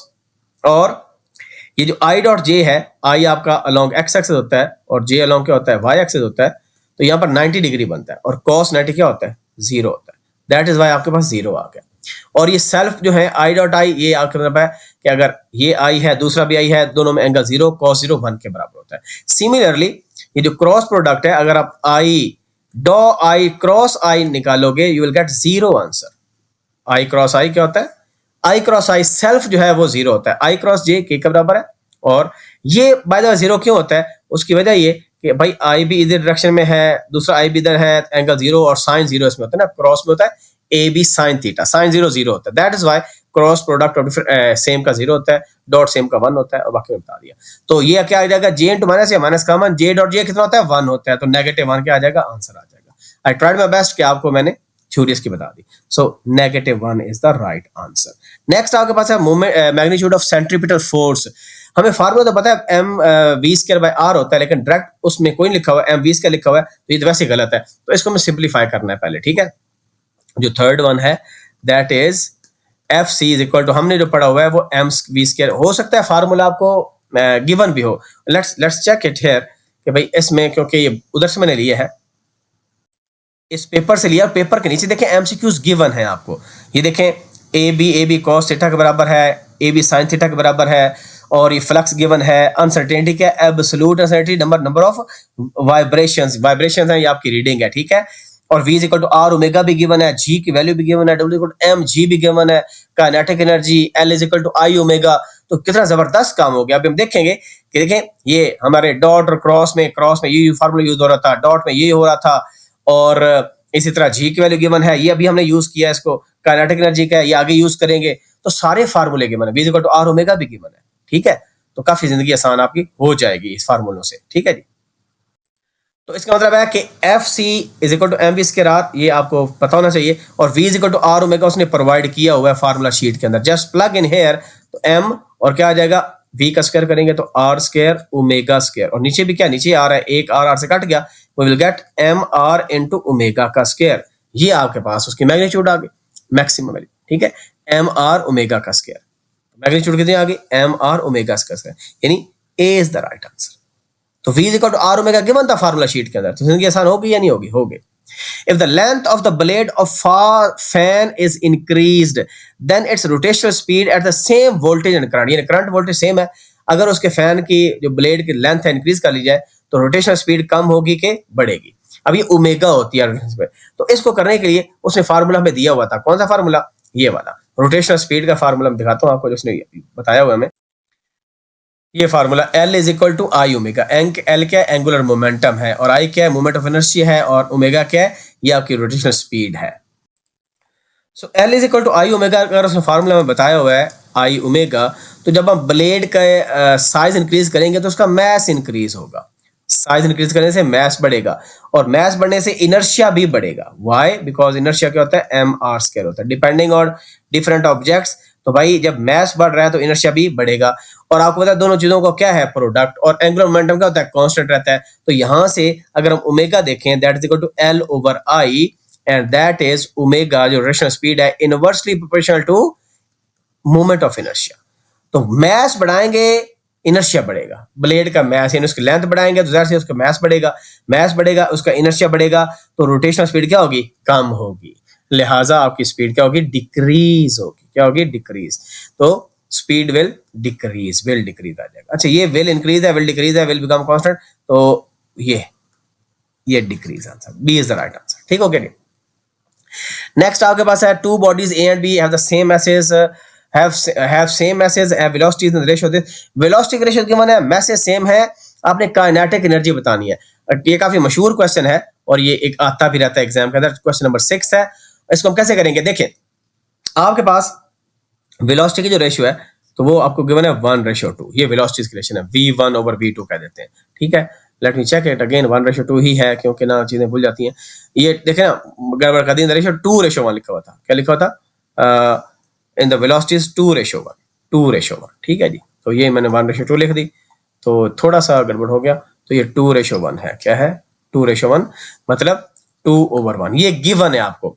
What we have to compute, हमने काइनेटिक एनर्जी, काइनेटिक K1 और K2 ये बेसिकली निकालना है। You know the formula, kinetic होता है हाफ mv² होता है, और ये क्या होता है? ये हाफ mv² है। ठीक है, ये काइनेटिक K1 K2 ये आपके पास होता है। अच्छा, लेकिन मैथ्स ने बोला सेम है, ये कांस्टेंट है, ये भी कांस्टेंट है, तो यहां पर क्या आ जाएगा? अगर K1 है तो V1 का स्क्वायर होगा, K2 है तो V2 का स्क्वायर होगा। इसका मतलब हमें क्या करना है? V1 और V2 की रेशियो गिवन है 2 के बराबर, तो ये स्क्वायर लेना है, यानी V1 over V2 पूरे का स्क्वायर। और ये पता था 2:1 का मतलब 2 ही होता है, या इसको लिख दें 2/1 इसका square, and that will get 4/1, means कि काइनेटिक एनर्जी की रेशियो 4:1 के बराबर आ जाएगी, because the kinetic energy is directly proportional to the square of the velocity. So that is why 4:1 के आ गया आंसर। हाफ mv² है ना, तो v का बस स्क्वायर आप लेना है, तो ये 4:1 है। नेक्स्ट, मैक्सिमम ड्रैग फोर्स, उसने फार्मूला दिया हुआ है, falling sphere 1 kilogram falling sphere है, और जी की वैल्यू भी उसने प्रोवाइड हमें की हुई है उस क्वेश्चन के अंदर। तो नंबर 7 में हम क्या करेंगे? जो नंबर 7 एमसीक्यू है, इसमें याद रखें कि अगर कोई पार्टिकल है, लाइक ये फॉग ड्रॉपलेट है, ठीक है, तो इसका वेट डाउनवर्ड एक्ट करता है, इसका वेट कितना एक्ट करता है? डाउनवर्ड एक्ट करता है।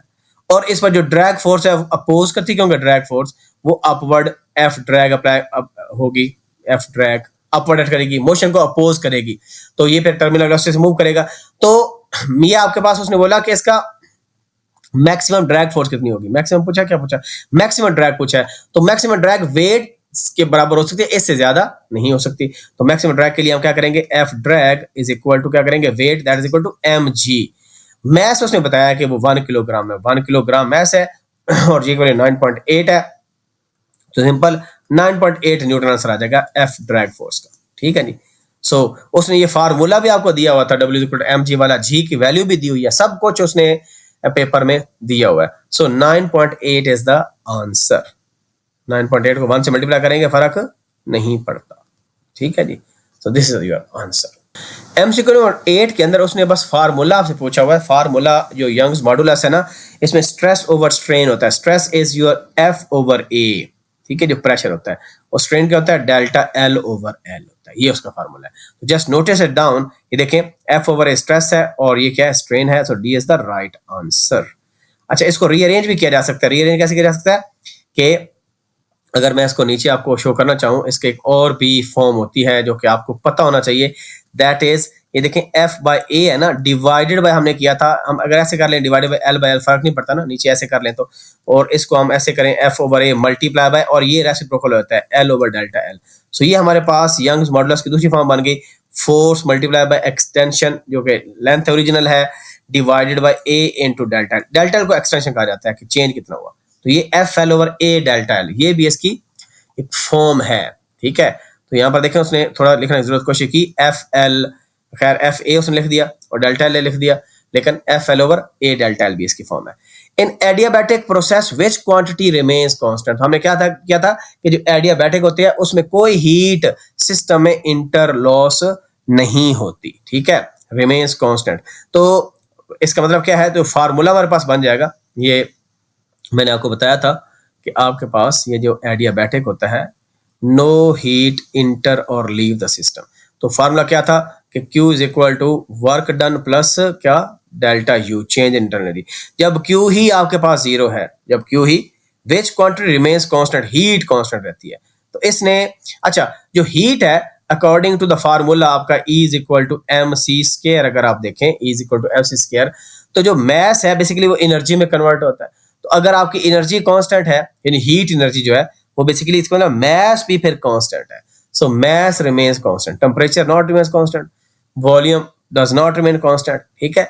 तो मैस रिमेन्स कांस्टेंट, तो इस वजह से हमारा इसका आंसर क्या आ जाएगा, मैस आ जाएगा, ठीक है, मैस रिमेन्स कांस्टेंट। क्योंकि बाहर से हीट इंटर कोई नहीं हो रही तो मैस आपका इंक्रीज नहीं होता, ठीक है, मैस वही रहता है, क्लोज सिस्टम वैसे भी होता है ना, ठीक है। And last option MCQ, location of submarines in deep sea can be detected by, तो इसका आंसर क्या है, डॉपलर। जो डॉपलर इफेक्ट है उसमें हम बेसिकली जो अकाउस्टिक है, ठीक है, वो इफेक्ट यूज करते हैं, sonar basically sound navigation and ranging, ठीक है।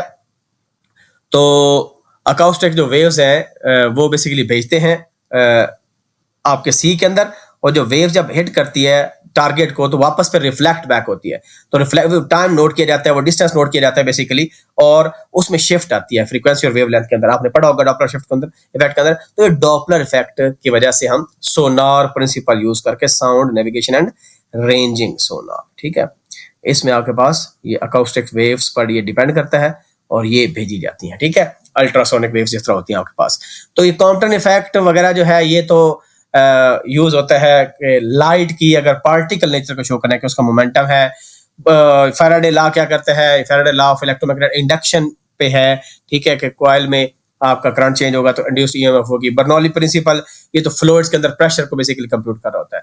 तो ये हमारे 10 MCQ हो गया। सो मूविंग फॉरवर्ड, नेक्स्ट करते हैं MCQ number 11। An electron is placed in a uniform electric field directed from south to north. In which direction electron move after it is released? अब देखें, इलेक्ट्रॉन का negative charge होता है और electric field direction है south to north. तो अगर हम इलेक्ट्रिक फील्ड पहले बनाए यहाँ पर, ठीक है, और इलेक्ट्रिक फील्ड आपकी साउथ कैसे होता है, ईस्ट वेस्ट नॉर्थ साउथ। तो ये आपके पास ऐसे करके डायरेक्शन होती है, ऐसे करके यहाँ पर आपके पास नॉर्थ होता है और ये क्या होता है, साउथ होता है। ये इलेक्ट्रिक फील्ड की डायरेक्शन है, मतलब यहाँ पर पॉजिटिव चार्जेस होंगे इधर और यहाँ पर क्या है, नेगेटिव चार्ज होगा, ठीक है, क्योंकि इलेक्ट्रिक फील्ड होता है पॉजिटिव टुवर्ड्स नेगेटिव। अब उसने कहा कि इलेक्ट्रॉन को रखा गया, इज प्लेस्ड इन फील्ड, उसको एक फील्ड इधर रखा गया, इसी फील्ड में इलेक्ट्रॉन को रखा गया। इलेक्ट्रॉन का चार्ज क्या होता है, नेगेटिव होता है, ठीक है, नेगेटिव होता है।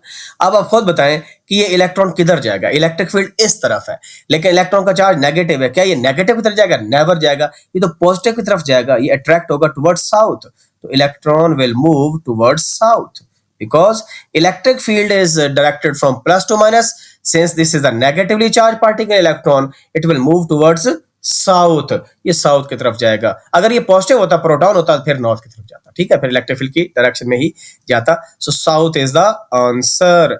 नेक्स्ट हमारे पास है जी, in order to achieve high accuracy the slide wire of potentiometer should be, ये क्या होनी चाहिए, इसकी लेंथ क्या होनी चाहिए, ठीक है। तो इसका आंसर है as long as possible, जितनी बड़ी होगी उतना ही फायदा होगा। क्यों फायदा होगा, उसकी वजह ये है कि अगर आप पोटेंशियोमीटर में देखें, जो आपके पास ये जो ग्रेडियंट होता है पोटेंशियल ग्रेडियंट के, that is equal to voltage over length, यानी चेंज इन वोल्टेज जो पोटेंशियोमीटर की होती है पर यूनिट लेंथ।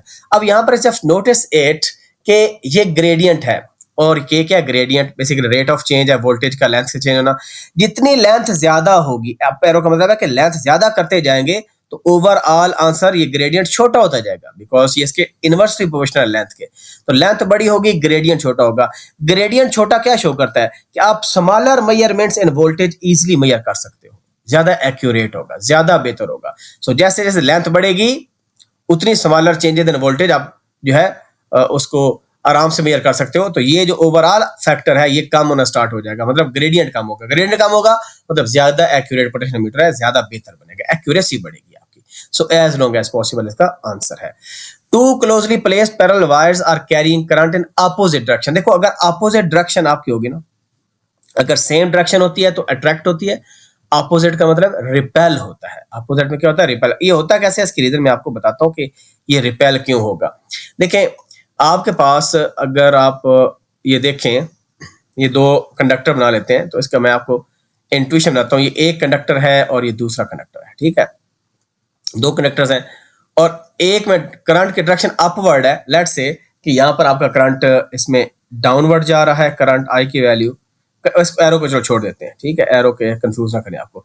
और इसमें करंट की डायरेक्शन अपवर्ड बना लेते हैं। इसमें करंट लेट से I1 फ्लो हो रहा है, इसमें करंट सेम भी हो सकता है, डिफरेंट भी हो सकता है, एनीहाउ। तो जो आपके पास ये जो राइट हैंड रूल होता है, अगर आप थंब को प्लेस करें द डायरेक्शन ऑफ करंट, यानी अगर मैं अंगूठा अपना इसकी तरफ करूं, राइट हैंड रूल, कौन सा? Right hand rule. Right hand rule, अपना अंगूठा राइट हैंड का मैं नीचे रखूं इस तरफ और मैं फिंगर को कर्ल करूं, तो मेरे पास इधर से फिंगर्स होंगी इन और इधर से आउट होंगे। तो इन के लिए हम क्रॉस यूज करते हैं, आउट के लिए डॉट यूज करते हैं।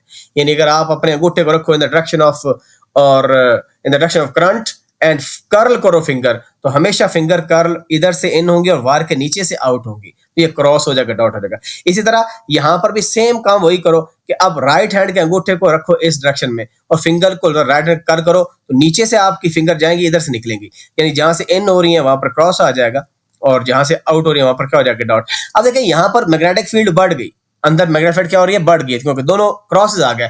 तो ये क्या होगा? रिपेल करेंगे एक दूसरे को। क्या करेंगे? रिपेल। तो आपकी डायरेक्शन अवे होगी। डायरेक्शन क्या होगी? ये इसको पुश करेगा, ये जो मैग्नेटिक फील्ड है इस कंडक्टर को इस डायरेक्शन पुश करेगा और ये जो मैग्नेटिक फील्ड है इस कंडक्टर को इस डायरेक्शन पुश करेगा, यानी कंडक्टर्स जो है, वायर्स जो है आपस में रिपेल होंगी। तो इस वजह से ये इफेक्ट होता है कि आपस में एक दूसरे को रिपेल करती है, जिसकी वजह से कंडक्टर्स आपके मूव करते हैं। अगर ये सेम डायरेक्शन होती तो यहां पर क्या होता? दोनों की सेम डायरेक्शन होती तो ये आपस में अट्रैक्ट करते। वो कैसे? ये देखिए, ये आपके पास वायर है, ये आपके पास वायर है, दोनों में सेम डायरेक्शन में करंट जा रहा है। अब अगर आप अंगूठा रख के फिंगर कर्ल करो तो यहां पर क्रॉस होगा और यहां पर डॉट होगा। यहां पर क्या होगा? ये इन टू द, ये आउट निकल रहा है ना, आप इन कर रहे हो फिंगर्स और आउट कर रहे हो, ठीक है। और सिमिलरली अब देखें ये भी अपवर्ड है, तो इसमें भी आप इन करोगे तो आपके क्रॉस इधर आएंगे और डॉट क्या आएंगे? इधर। अब ये देखें ये क्रॉस डॉट्स आपस में अट्रैक्ट करेंगे, तो ये फील्ड क्या होगी? ये आपस में कंडक्टर जो है ना अट्रैक्ट होंगे आपस में। कंडक्टर आप क्या हो रहे हैं? अट्रैक्ट हो रहे हैं। ये दोनों कंडक्टर्स अट्रैक्ट होंगे बिकॉज ये फील्ड अपोजिट बनेंगे ना, ये क्रॉस है, ये डॉट है। तो अगर अपोजिट बनेंगे क्रॉस डॉट तो अट्रैक्शन होगी, और वो तब होती है जब सेम करंट इधर इन अपवर्ड डायरेक्शन और इन डाउनवर्ड डायरेक्शन। तो अट्रैक्शन होगी तब अगर सेम करंट फ्लो करेगा इधर इन अपवर्ड डायरेक्शन और डाउनवर्ड। और रिपल्जन होगी बिकॉज आपके पास ये फील्ड स्ट्रॉन्ग बनती है और ये हमेशा स्ट्रॉन्ग टुवर्ड्स, यानी जिस तरह वो प्रेशर नहीं होता तो आपके मूवमेंट होती है from high pressure, particle move करते हैं फ्रॉम लो प्रेशर। तो इस वजह से ये अब रिपल्जन होगी, इस केस में रिपल्जन होगी। तो opposite current repulsion, same current attraction. I try my best to explain you. So repel होगा अपोजिट करंट की फॉर्म में। नेक्स्ट एमसीक्यू हमारे पास है 1 weber is equal to, weber unit है मैग्नेटिक फ्लक्स का, ठीक है। अब ये करने के लिए आपको पहले मैग्नेटिक फील्ड स्ट्रेंथ का, यानी जो टेस्ला जिसको कहते हैं, उसका पता होना चाहिए। तो 14 एमसीक्यू जो है ना, 14, इसके लिए हमें दो चीजें चाहिए। बी जो होता है magnetic flux, that is B A cos theta. तो बी का यूनिट पता चल जाए तो फिर हम कर सकते हैं। बी का कहां से? जो force on current carrier conductor है वो आई एल बी होता है, I L B sine theta होता है। तो यहां से अगर बी का यूनिट देखो, अगर नहीं भी पता कोई मसला नहीं, ठीक है। ये फार्मूले वाले एट टाइम प्रोवाइड किए जाते हैं। If you just look at the sheet, तो यहां पर देखें तो इसने फार्मूला वैसे इसमें इसने प्रोवाइड नहीं किया अनलकीली, ठीक है, लेकिन क्या पता आपको गिवन ही हो। चलिए कुछ फार्मूला बंदा खुद ही कर ले, कोई कुछ नहीं होता। सो इसमें अब बी निकालेंगे तो बी क्या आ जाएगा? एफ ओवर आई इंटू एल, ठीक है। एफ क्या होता है? न्यूटन होता है। आई क्या होता है? एम्पियर। एल क्या होता है? मीटर। तो हमारे पास क्या आ गया? एफ का unit Newton per ampere per metre, ये आ गया। अब यही एग्जैक्टली बी का यूनिट अगर हम यहां पर पुट कर दें इसमें मैग्नेटिक फ्लक्स में, तो बी का क्या है? Newton per ampere per metre. और ये एरिया है, ये क्या होता है? मीटर का स्क्वायर। तो हमारे पास क्या आ जाएगा? न्यूटन पर एम्पियर और मीटर आ जाएगा, या न्यूटन मीटर पर एम्पियर आ जाएगा, क्योंकि +2 है -1 है। न्यूटन मीटर पर एम्पियर या न्यूटन पर एम्पियर मीटर, ठीक है। तो just check it out, newton meter per ampere, so B is the right answer. ठीक है, तो ये आपके पास बेसिकली था। ठीक है, when an object moves with a very high speed, its length d dash in the direction of its motion। जब high speed का मतलब है कि स्पीड ऑफ लाइट के अप्रोक्सीमेट या करीब करीब स्पीड आपकी होगी, ज्यादा नहीं हो सकती, इक्वल भी नहीं हो सकती, उसके करीब होगी, तो हमारे जो लेंथ कंट्रैक्शन होती है, आपने ये पढ़ा होगा, लेंथ कंट्रैक्ट होती है, मास एक्सपैंड होता है। ठीक है, ये कैसे होता है, ये इसके फार्मूला प्रॉपर है आपके पास। ठीक है, जो लेंथ का फार्मूला आपके पास है वो आपके पास है, ये ऑब्जर्व्ड लेंथ जो है आपके पास होती है एल नॉट, ये रेस्ट मास पर जो लेंथ होती है जब आप मूव नहीं करता ऑब्जेक्ट, और जब मूव करता है ऑब्जेक्ट तो तब आपके पास ये ऑब्जर्व्ड लेंथ होती है। ये आपकी इंक्रीज क्यों होगी, ठीक है, लेंथ सॉरी कंट्रैक्ट क्यों होगी, डिक्रीज क्यों होगी, इंक्रीज नहीं होती, कंट्रैक्ट होती है। व्हाई, व्हेन, बिकॉज व्हेन ये जो v है it is approximately equal to c हो जाता है, इन c के करीब पहुंच जाता है, तो ये जो वैल्यू है ये ऑलमोस्ट रेशियो 1 के बराबर हो जाती है। क्या हो जाती है, 1 के बराबर होती है। ठीक है, फॉर एग्जांपल c के बराबर ना ही हो, आप सिंपल अगर v को 0.9 c ले लो, सिंपल चेक करने के लिए, जस्ट टू चेक इट, तो 0.9 c है तो 0.9 c का स्क्वायर होगा, और ये भी क्या होगा, c का स्क्वायर, तो आपके पास 1 माइनस 0.9 और विच इज 0.1, तो इसका स्क्वायर लेंगे, और जो ओरिजिनल लेंथ पहले थी, अब अगर इसको मल्टीप्लाई करें, ये 0.1 छोटा नंबर है 1 से, your answer will be less than 1, यानी l की वैल्यू जो है वो l नॉट से छोटी आएगी। मैंने आपको बताया था क्या, कि अगर आपके पास कोई भी वेरिएबल हो, डिपेंडेंट वेरिएबल, और यहाँ पर नंबर मल्टीप्लाई हो 1 से छोटा, लेट्स से 0.5 है, 0.2 है, 0.3 है, ये x है, तो हमेशा y छोटा होगा। y इफ x पुट 1 करें, x को 1 पुट करो, y 0.5 आएगा। तो ये चीज हमेशा याद रखें, क्योंकि ये जो स्क्वायर रूट आंसर आपको देगा, ये कभी भी आंसर 1 या उससे बड़ा नहीं देगा। 1 तब आ सकता है अगर v 0 हो, तब l नॉट के बराबर है। Now your v is not 0, the speed is approaching speed of light, तो ये आंसर हमेशा 0 और 1 के दरमियान आपका आएगा। तो 0 1 के दरमियान आएगा, मतलब l की वैल्यू l नॉट से छोटी होगी, तो जो लेंथ है वो कंट्रैक्ट हो जाएगी। Object moves comparable to the speed of light, तो कॉन्ट्रैक्ट, लेंथ कॉन्ट्रैक्शन होती है जी। इसी तरह रिलेटिव मास इज ऑलवेज, उसने अगला टॉपिक साथ ही उसने जो मास है वो आपका ग्रेटर होता है। मास क्या होता है, ग्रेटर आएगा। कैसे, रेस्ट मास का मतलब जब ऑब्जेक्ट जो है ना रेस्ट में था और उसकी स्पीड जो थी नॉर्मल स्पीड होती है, उसकी स्पीड ऑफ लाइट के अप्रोच नहीं हो करेगी। ठीक है, 0 स्पीड है बेसिकली। ये मास ग्रेटर क्यों होगा, क्योंकि मास का भी इस तरह फार्मूला है। मास का फार्मूला हमारे पास क्या है, m इज इक्वल टू, बस मास में और टाइम में डिफरेंट फार्मूला है, लेंथ में डिफरेंट फार्मूला है। ये m नॉट है, रेस्ट मास है, डिवाइडेड बाय 1 माइनस, इसमें नीचे है, इसमें नीचे स्क्वायर रूट है। अब आप देखें, अब आपके पास शुरू में m नॉट है मास, अब ऑब्जेक्ट क्या कर रहा है, वो स्पीड ऑफ लाइट के तकरीबन मूव कर रहा है। लेट्स से वही अजीम ले लें कि v की वैल्यू जो है 0.9 c है, v स्क्वायर कितना हो जाएगा, ये खैर हम इसको अज्यूम कर लेते हैं कि v स्क्वायर 0.9 c स्क्वायर, ऐसा क्योंकि 0.9 का स्क्वायर करेंगे तो और छोटा आंसर हो जाएगा। ठीक है, अच्छा, तो ये अगर अज्यूम हम कर लें ये वाली, तो इसका मतलब है 1 माइनस 0.9 0.1 का स्क्वायर रूट, तो ये 0.1 का जो स्क्वायर रूट है अगर आप डिवाइड करो, ये आंसर बड़ा आता है। कैसे आता है मैं बताता हूँ, calculator, if you just open the calculator और सिंपल आप ये देखें, ये आपके पास m नॉट है, सिंपल आप 1 लिखो, 1 डिवाइडेड बाय स्क्वायर रूट लिखो, और क्योंकि स्पीड ऑफ लाइट v की वैल्यू बढ़ती जा रही है, तो इसका मतलब है ये वाला जो आंसर है ये छोटा होता जाएगा। 1 माइनस, अगर शुरू में 0 था, नीचे 1 था, तब तो m नॉट के बराबर हो गया। लेकिन जब ये स्पीड बढ़ेगी, लेट्स से जिस तरह हमने कहा 90% ऑफ द इस हो गया, तो 1 माइनस 0.9 0.1 था ना, तो 0.1 का स्क्वायर डिवाइड करें, आंसर 10 का square root, and the number is now m is equal to 3 times m naught. इसमें जो मर्जी वैल्यू आप ले लें, मैं अगर इसमें 0.9 भी ले लूं, क्या ले लूं, मैं 0.9 भी लूंगा अगर, तो मेरे पास ये आंसर आएगा, and again it is greater than 1, again greater than 1। ठीक है, तो ये 1 से बड़ा ही आएगा। तो ये 1 के बराबर कब आएगा, जब v 0 होगा, तो जो आप भी v नॉन 0 होगा तो आपकी वैल्यू ये m जो है m से नॉट से बड़ा ही होगा, ये फॉर श्योर है। ठीक है जी, तो पिछले केस में क्या था हमारे पास, पिछले केस में लेंथ को हम बेसिकली ये मल्टीप्लाई कर रहे थे, तो जब आप मल्टीप्लाई कर रहे थे तो आप सिंपल नोट करें कि आपके पास जो 0.9 का स्क्वायर रूट आएगा वो हमेशा 1 से छोटा आएगा। देखिए वैल्यू 1 से छोटी है, 0.9 होगा, 0.99 कर ले फॉर एग्जांपल, तो again just look at the value is less than 1, तो लेंथ कॉन्ट्रैक्ट हो रही थी। जितनी ज्यादा स्पीड होगी c के करीब, लेंथ आपकी कम होगी। फॉर एग्जांपल इसको 0.1 कर लेते हैं, क्या कर लेते हैं 0.1, ओहो ये 0.1 लिखना था, मैंने पॉइंट लगा दिया, तो ये आपके पास 0.1 है। तो अब देखें ये क्या है, 0.3 आंसर आ रहा है, तो लेंथ कॉन्ट्रैक्ट हो रही है, सही है ना। मैथ क्या हो रहा है, मैथ एक्सपैंड हो रहा है, तो आंसर क्योंकि न्यूमिनेटर में बड़ा आंसर आ रहा है, सो मैथ ग्रेटर हो रहा है और लेंथ कॉन्ट्रैक्ट कर रही है। अ हेड्रॉन में बी ईदर, मैंने पीछे आपको बता दिया कि हेड्रॉन जो होता है वो बेसिकली आपका कंपोज्ड ऑफ क्वार्क्स होता है, क्वार्क से मिल, और हेड्रॉन कैन बी इधर बेरॉन होती है, बेरियन होता है, या मीजॉन होता है। क्या होता है, मीजॉन, मीजॉन होता है। मीजॉन और बैरियन में क्या फर्क था कि जो बैरियन था उसमें 3 कॉर्क्स हेड्रॉन्स होते हैं और मीजॉन में 2 कॉर्क्स होते हैं, कॉर्क और एंटी कॉर्क, ठीक है। जिस तरह पीछे मैंने बताया था कि पाए, इसमें पायोन होता है, ठीक है, पाई होता है, और साथ एक और था के ऑन, के होता है, के ऑन्स, ठीक है, ये इसमें आते हैं। और ये चीजें बस आपको पता होनी चाहिए और ये फ्रिक्वेंटली पूछ जाती है। हमारे 2 पेपर कंप्लीट हो गए। Now we will do the MCQs of first annual exam, यानी फिजिक्स के एमसीक्यूज और फर्स्ट एनुअल एग्जाम और हार्ड एरिया। कौन सा area, hard area, hard area 2025। तो एक चीज नोट करें, पहले हमने ज्यादा टाइम लगाया, फिर थोड़ा टाइम लगाया, अब हमारी रूटीन बन गई है, हम काफी चीजें पता चल गई हैं, लिहाजा क्विकली इसको भी कंप्लीट कर। सो ये जी हमारे पास हार्ड एरिया का पेपर है and we are going to attempt MCQ number 1। In a simple pendulum experiment the percentage error uncertainty in length and time is this and this.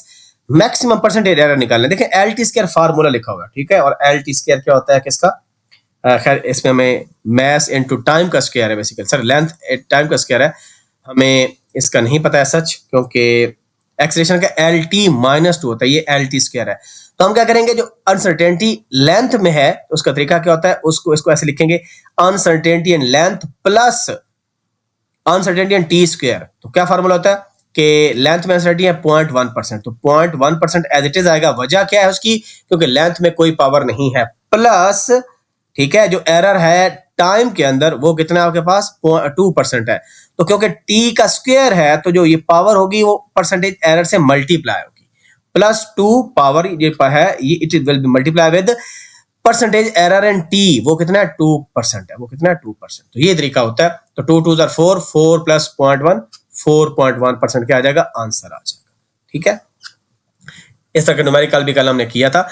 If A dot B A cross B के बराबर है, याद रखिए कि जब दोनों बराबर होते हैं तो ए डॉट बी में ए बी कॉस थीटा होता है। क्या होता है, A B cos theta, A B cos theta, और इसमें क्या होता है, ए बी साइन थीटा, और दोनों की मैग्नीट्यूड है, दोनों की क्या है, मैग्नीट्यूड।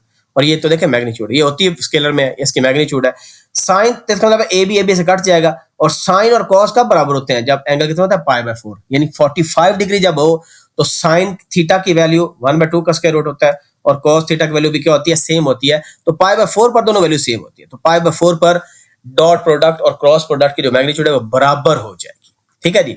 एमसीक्यू नंबर 3 में कह रहा है when a massive body of mass m1, capital M1 is moving with velocity of v1 collide with a lighter stationary body, मतलब है जो छोटा बॉडी है वो स्टेशनरी है और उसका मास भी बहुत थोड़ा है, यानी रेस्ट में है, ठीक है, उसकी स्पीड भी 0 है, मास छोटा m2 है। The velocity of massive body after collision, इस पे फर्क इतना नहीं पड़ता, व्हाई, क्योंकि अगर आप ये इलास्टिक कोलिजन देखें, कोलिजन वाली, तो इसकी जो डेरिवेशन होती है, अगर एक मैसिव ऑब्जेक्ट आपके पास है, मतलब कोई ट्रक आ रहा है, ठीक है, ट्रक आ रहा है, उसका मास m1 है, that is very greater than, आगे छोटी सी बॉल पड़ी हुई है, ठीक है, छोटी सी क्रिकेट बॉल पड़ी है या कोई छोटी सी कोई चीज पड़ी है, उसके साथ ही हिट करता है, उसका मास m1 है। m1 इतना बड़ा है कि नेग्लिजिबल है, m2 m1 छोटा जो है उसके मुकाबले बहुत थोड़ा मास है, ठीक है, बल्कि सॉरी m1 लिख दिया, इसको m1 लिखें, हाँ m2 लिख देते हैं, ठीक है ना, ये m2 है मेरे ख्याल में, लाइटर बॉडी उसने मास m2 है, ठीक है ना, मैंने ऐसे m1 लिख दिया, m2 बहुत नेग्लिजिबल मास है, और इसकी वेलोसिटी v1 है, और ये रेस्ट में है, इसकी वेलोसिटी कितनी है, 0 है, इसकी वेलोसिटी क्या है, 0 मीटर पर सेकंड। अब अगर ये इसको हिट करेगा तो ये तो मूव करना स्टार्ट कर देगा, लेकिन m1 की स्पीड चेंज नहीं होती, उसको अगर डिराइव करें ना, तो जो v1 डैश है that is the velocity after collision of the larger object. ये क्या फार्मूला इसका बनता है, इसका बनता है m1 minus m2 divided by capital M1 plus m2 into the initial speed of the larger object, क्योंकि इसकी स्पीड तो थी 0, तो इसका कोई फैक्टर अगला आएगा नहीं, कोई टर्म इसकी नहीं आएगी। अब सिंस क्योंकि m1 जो है ये m2 से काफी बड़ा है, तो ऑलमोस्ट आपका जो m1 में से m2 माइनस करेंगे तो you will gate m1। Similarly m1 में प्लस m2 करेंगे, फर्क नहीं पड़ेगा, तो m1 ही दोबारा आ जाएगा आपके पास। आपके पास लाख रुपए है, आपको बोला जाए 1 रुपया ले लो भाई, तो आप वो कहेंगे मेरे पास 1,01,000 रुपए, आपका मेरे पास लाख रुपए है, ठीक है। तो इस वजह से ये डिफरेंस क्रिएट इतना नहीं होता। तो ऊपर भी m1 है, नीचे भी m1 है इनटू v1, तो ये कैंसल आउट, तो जो फाइनल वेलोसिटी आफ्टर कोलिजन है वो v1 के बराबर ही आ जाती है, फर्क नहीं पड़ता। तो बड़ा ऑब्जेक्ट उसी स्पीड से मूव करता रहेगा, फर्क यानी जो v1 डैश है that will be equal to v1। तो c is the right answer, c is the, ये जो v2 डैश है ये छोटे ऑब्जेक्ट की जो है ना उसकी स्पीड बताएगी है, ठीक है। और छोटा ऑब्जेक्ट का जो स्पीड है वो कैसे मूव करेगा, सो इसमें मैं ये बताता चलूं कि जो छोटा ऑब्जेक्ट है, if you derive the formula, तो उसकी जो स्पीड होगी वो जो बड़ा ऑब्जेक्ट है उसकी स्पीड के डबल हो जाएगी, ठीक है। यानी v2 डैश, ये छोटे ऑब्जेक्ट की जो स्पीड है दैट इज 2 टाइम्स v1, वो 2 टाइम्स हो जाएगी। यानी कि यहाँ पर v2 डैश लगा दूं तो जो बॉल होगी या लेटर मैस होगा वो डबल स्पीड से मूव करेगा। कोई क्रिकेट बॉल पड़ी है कुछ और है तो जो बड़े मैस की स्पीड होगी उसका डबल हो जाएगी। आल तो यहाँ पर मेंशन वो नहीं है case.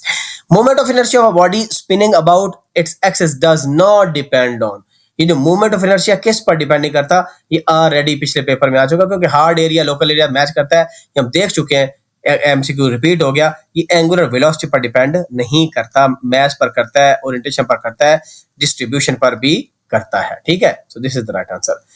Two bodies equal message to ratio, ये भी रिपीट हो गया भाई। काइनेटिक एनर्जी का होता है हाफ mv स्क्वायर होता है, तो वेलोसिटी का स्क्वायर ले लो 4:1, ये भी रिपीट हो गया एग्जैक्टली। तो लोकल हार्ड में यही होता है कि आपके एमसीक्यूज एक तरह के मिलते जुलते होते हैं।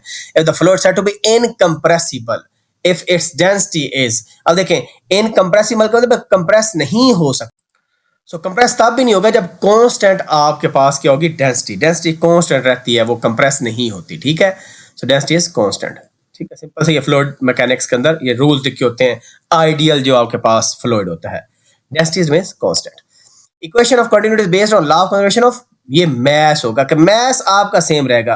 फॉर एग्जांपल एक पाइप है, जितना फ्लूइड उसमें इन हो रहा है उतना फ्लूइड उसमें लीव करेगा। ये नहीं है कि मैस इधर ज्यादा इधर कम हो गया, कि इधर कम था इधर ज्यादा हो गया, मैस विल रिमेन कांस्टेंट, ठीक है। Law of conservation of mass आता है। सो ये जो ग्लास होता है ना, ये आपके पास होता है amorphous, glass example of amorphous solid. अच्छा ये क्रिस्टलाइन अमोर्फिस है, इसका डिफरेंस मैंने बताया था, इंपॉर्टेंट होता है।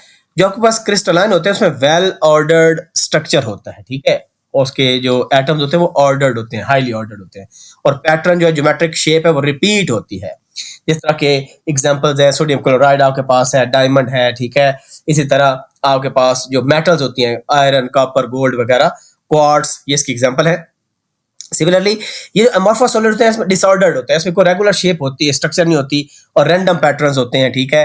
जैसे ग्लास हो गया आपके पास, ग्लास एग्जांपल है, प्लास्टिक आपके पास हो गई, और भी काफी रबड़, कोल, तार, वैक्स वगैरह, ये अमोर्फस होते हैं।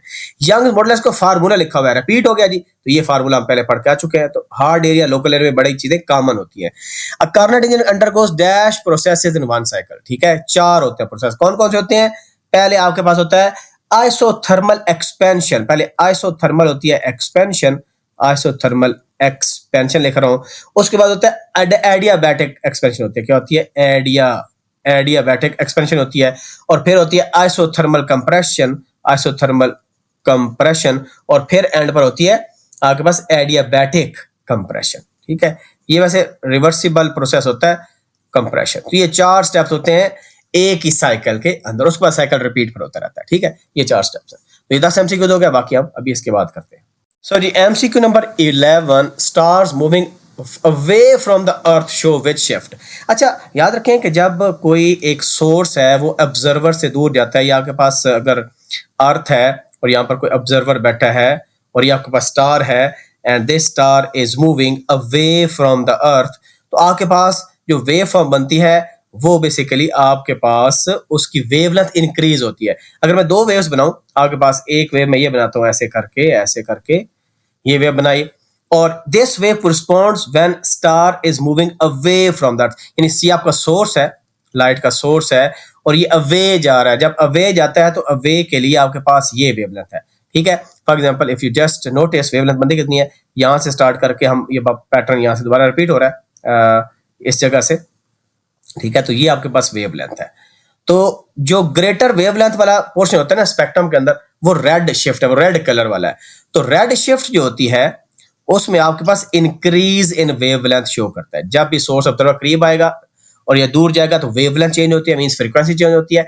तो रेड शिफ्ट वो एरिया जब वेवलेंथ इंक्रीज होती है और फ्रीक्वेंसी डिक्रीज होती है। ये कौन सी है? ये रेड शिफ्ट है, इंक्रीज इन फ्रीक्वेंसी। सिमिलरली ये अवे जा रहा था वेंस, लेकिन जब सोर्स जो है, जो सोर्स है वो ऑब्जर्वर के करीब आ रहा है, ये ऑब्जर्वर है, इसकी तरफ आ रहा है, it is moving towards observer, towards, ये ऑब्जर्वर है। तब हमारे पास क्या बनेगी वेवफॉर्म? तब हमारे पास ऐसे बनती है, ऐसे। Just notice it down. अब अगर मैं यहां से यहां तक वेवलेंथ देखूं तो मेरे पास ये बनती है। तो कंपेयर करें, वेवलेंथ कहां पर ज्यादा है? यहां पर ज्यादा, जब अवे जा रहा है, यहाँ की फ्रिक्वेंसी ज्यादा है, वेवलेंथ कम है, तो इसको हम कहते हैं ये ब्लू शिफ्ट है।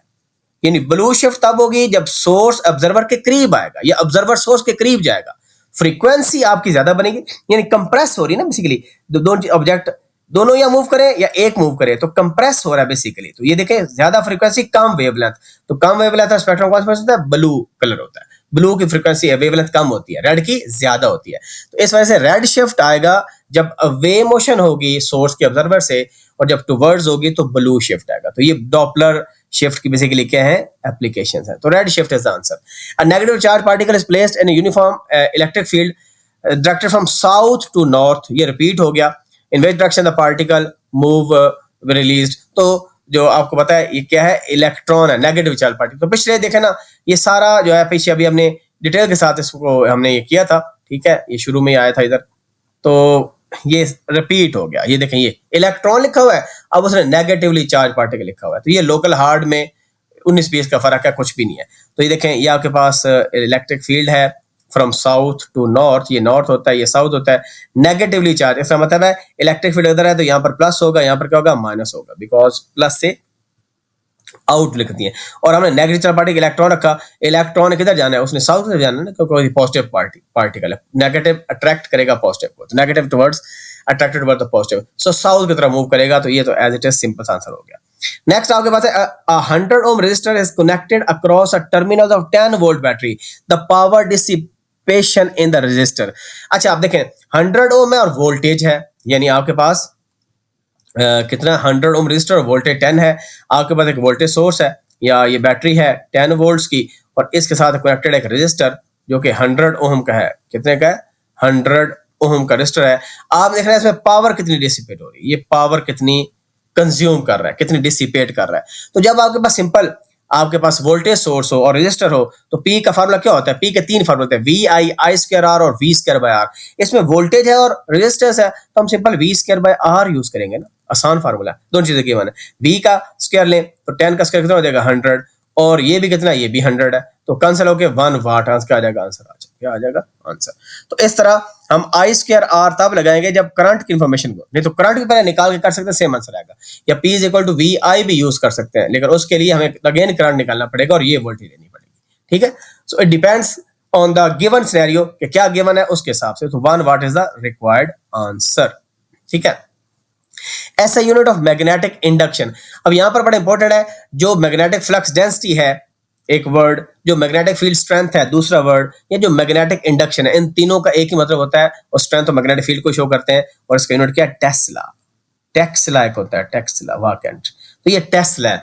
तो टेस्ला किसका है? इंडक्शन आ जाए, मैग्नेटिक फ्लक्स डेंसिटी आ जाए, या स्ट्रेंथ ऑफ मैग्नेटिक फील्ड आ जाए। रिलेटिविस्टिक मास इज ऑलवेज, पीछे हमने देखा मास हमेशा इंक्रीज होगा, लेंथ कंट्रैक्ट होगी, लेंथ क्या होगी? कंट्रैक्ट, मास इंक्रीज होगा रेस्ट वहां से। ये पूरा प्रॉब्लम हम करके आ चुके हैं पिछले पेपर में, दोबारा देख लीजिएगा। Inertial frame reference is a frame in which dash laws of motion hold, important. अच्छा जी, तो इसमें पहला पॉइंट है, जो इनर्शियल फ्रेम ऑफ रेफरेंस होता है उसको हम कहते हैं non accelerating frame of reference, यानी कांस्टेंट वेलोसिटी के साथ मोशन होती है, एक्सीलरेशन 0 होता है। तो कौन सा फ्रेम होता है? फर्स्ट जो आपके पास मोशन ऑफ लॉ है वो इसमें ट्रू होता है। फर्स्ट लॉ क्या कहता है कि ऑब्जेक्ट रेस्ट में है तो रेस्ट में रहेगा, कांस्टेंट वेलोसिटी से मूव करे, कांस्टेंट वेलोसिटी से मूव करता रहेगा, अनलेस एक्सटर्नल फोर्स उस पर एक्ट करे। तो इनर्शियल फ्रेम जब आए तो एक्सेलरेशन 0 होगा, मींस कांस्टेंट वेलोसिटी। और कौन सा केस बनता है? First law of thermodynamics, first law of motion आपका बनता है वो, ठीक है जी। सेकंड लॉ में तो एक्सेलरेशन होता है, इसको non inertial frame of reference कहा जाता है। और इसमें भी फोर्स होती है, इक्वल और अपोजिट डायरेक्शन में जो फोर्स होती है, और ये कोई लॉ सच होता ही नहीं है। तो दिस इज व्हाई आंसर ये आपके पास आ गया। 2 कॉक्स एंड 1 कॉक, 2 अप कॉक्स है 1 डाउन कॉक है, इससे क्या बनता है? मीजोन बनता है, फोटोन बनता है, न्यूट्रॉन बनता है, प्रोटॉन बनता है। सो इसको करने के लिए देखिए, जब आपको मैं पढ़ा रहा था ये कॉक्स पढ़ाए थे, तो मैंने आपको बताया था कि कॉक्स की टाइप हेड्रॉन्स होती है, ठीक है, और दूसरी क्या होती है, सॉरी कॉक्स कॉक्स जो है उसमें आगे सब आपकी हेड्रॉन्स आते हैं। हेड्रॉन जो है, क्योंकि शुरू में मैंने आपको बताया था कि आपके पास जो एलिमेंट्री पार्टिकल है वो कॉक्स होते हैं और लेप्टॉन्स होते हैं, ठीक है, और कॉक्स आगे हेड्रॉन्स पर मुश्तमिल होते हैं। हेड्रॉन्स में बैरियंस और मीजॉन्स वगैरह होते हैं, ठीक है। मीजॉन्स में मैंने आपको बताया था कि आपके पास दो कॉक जो हेड्रॉन्स होते हैं वो होती हैं, एंड पार्टिकल एंटी पार्टिकल, और जो बैरियंस में वो 3 कॉक्स होते हैं, ठीक है। उसकी एग्जांपल हमने प्रोटॉन और न्यूट्रॉन भी देखी थी बैरियंस की, और मीजॉन की एग्जांपल क्या देखी थी, पायोन और केओन देखा था। अच्छा, इसी तरह हम अब क्या करेंगे, ये जो अप डाउन कॉक्स होते हैं ना, इनकी भी चार्ज नंबर होते हैं, इनके बीच क्या होते हैं, चार्जेस होते हैं, ये आपको देखना है। अगर आपके पास यहां पर उसने लिखा, क्या लिखा, उसने कहा कि 3 है टोटल, अगर 3 है तो फिर ये बैरियंस होगा, क्या होगा, ये बैरियन होगा। और बैरियन की कौन सी आगे टाइप होगी, वो प्रोटॉन होगा, वो न्यूट्रॉन होगा, वो क्या होगा।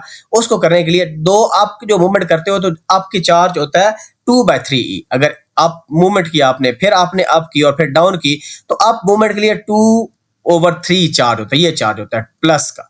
और आपके लिए फिर दोबारा अप है, फिर प्लस 2/3e, आपने इनको ऐड करना है, u का 2/3e, फिर u का 2/3e ऐड किया, और प्लस डाउन का कितना है, -1/3 ऑफ चार्ज, ठीक है। ये बेसिकली e का -1/3 है। इसको हम कर लें सिंपल एडिशन, तो देखें 2 + 2 4, 4 - 1 3, सो 3/3e आ जाएगा, ये कट जाएगा, और सिंपल आपके पास प्लस e बन जाएगा। ये 1 है, ये प्लस e है। प्लस e किसका होता है, प्रोटॉन का होता है। तो इसका मतलब है ये प्रोटॉन इसका आंसर है। क्या है जी, प्रोटॉन। तो मैंने बताया था ना, प्रोटॉन और न्यूट्रॉन दोनों होते हैं आपके किसमें, बैरियंस में, 3 क्वार्क्स मिलकर बनती है। तो ये हमारा जी पेपर कंप्लीट हो गया, कौन सा, हार्ड एरिया वाला। Now one left, that is the second annual exam of 2025। और देखें हार्ड एरिया ऑलमोस्ट वही एमसीक्यूज थे, और ये देखें ये फार्मूले, उसने फार्मूले भी जो दिए वो मैंने यहाँ पर लिस्ट कर दिए, ये भी ऑलमोस्ट वही थे, ठीक है। Automatically P = v² over are लिखा हुआ फार्मूला, और ये भी यूज हो सकता था, और काइनेटिक एनर्जी और बाकी सारे तो आपको पता ही है, ठीक है। So we now begin physics MCQ second annual exam 2025, ठीक है।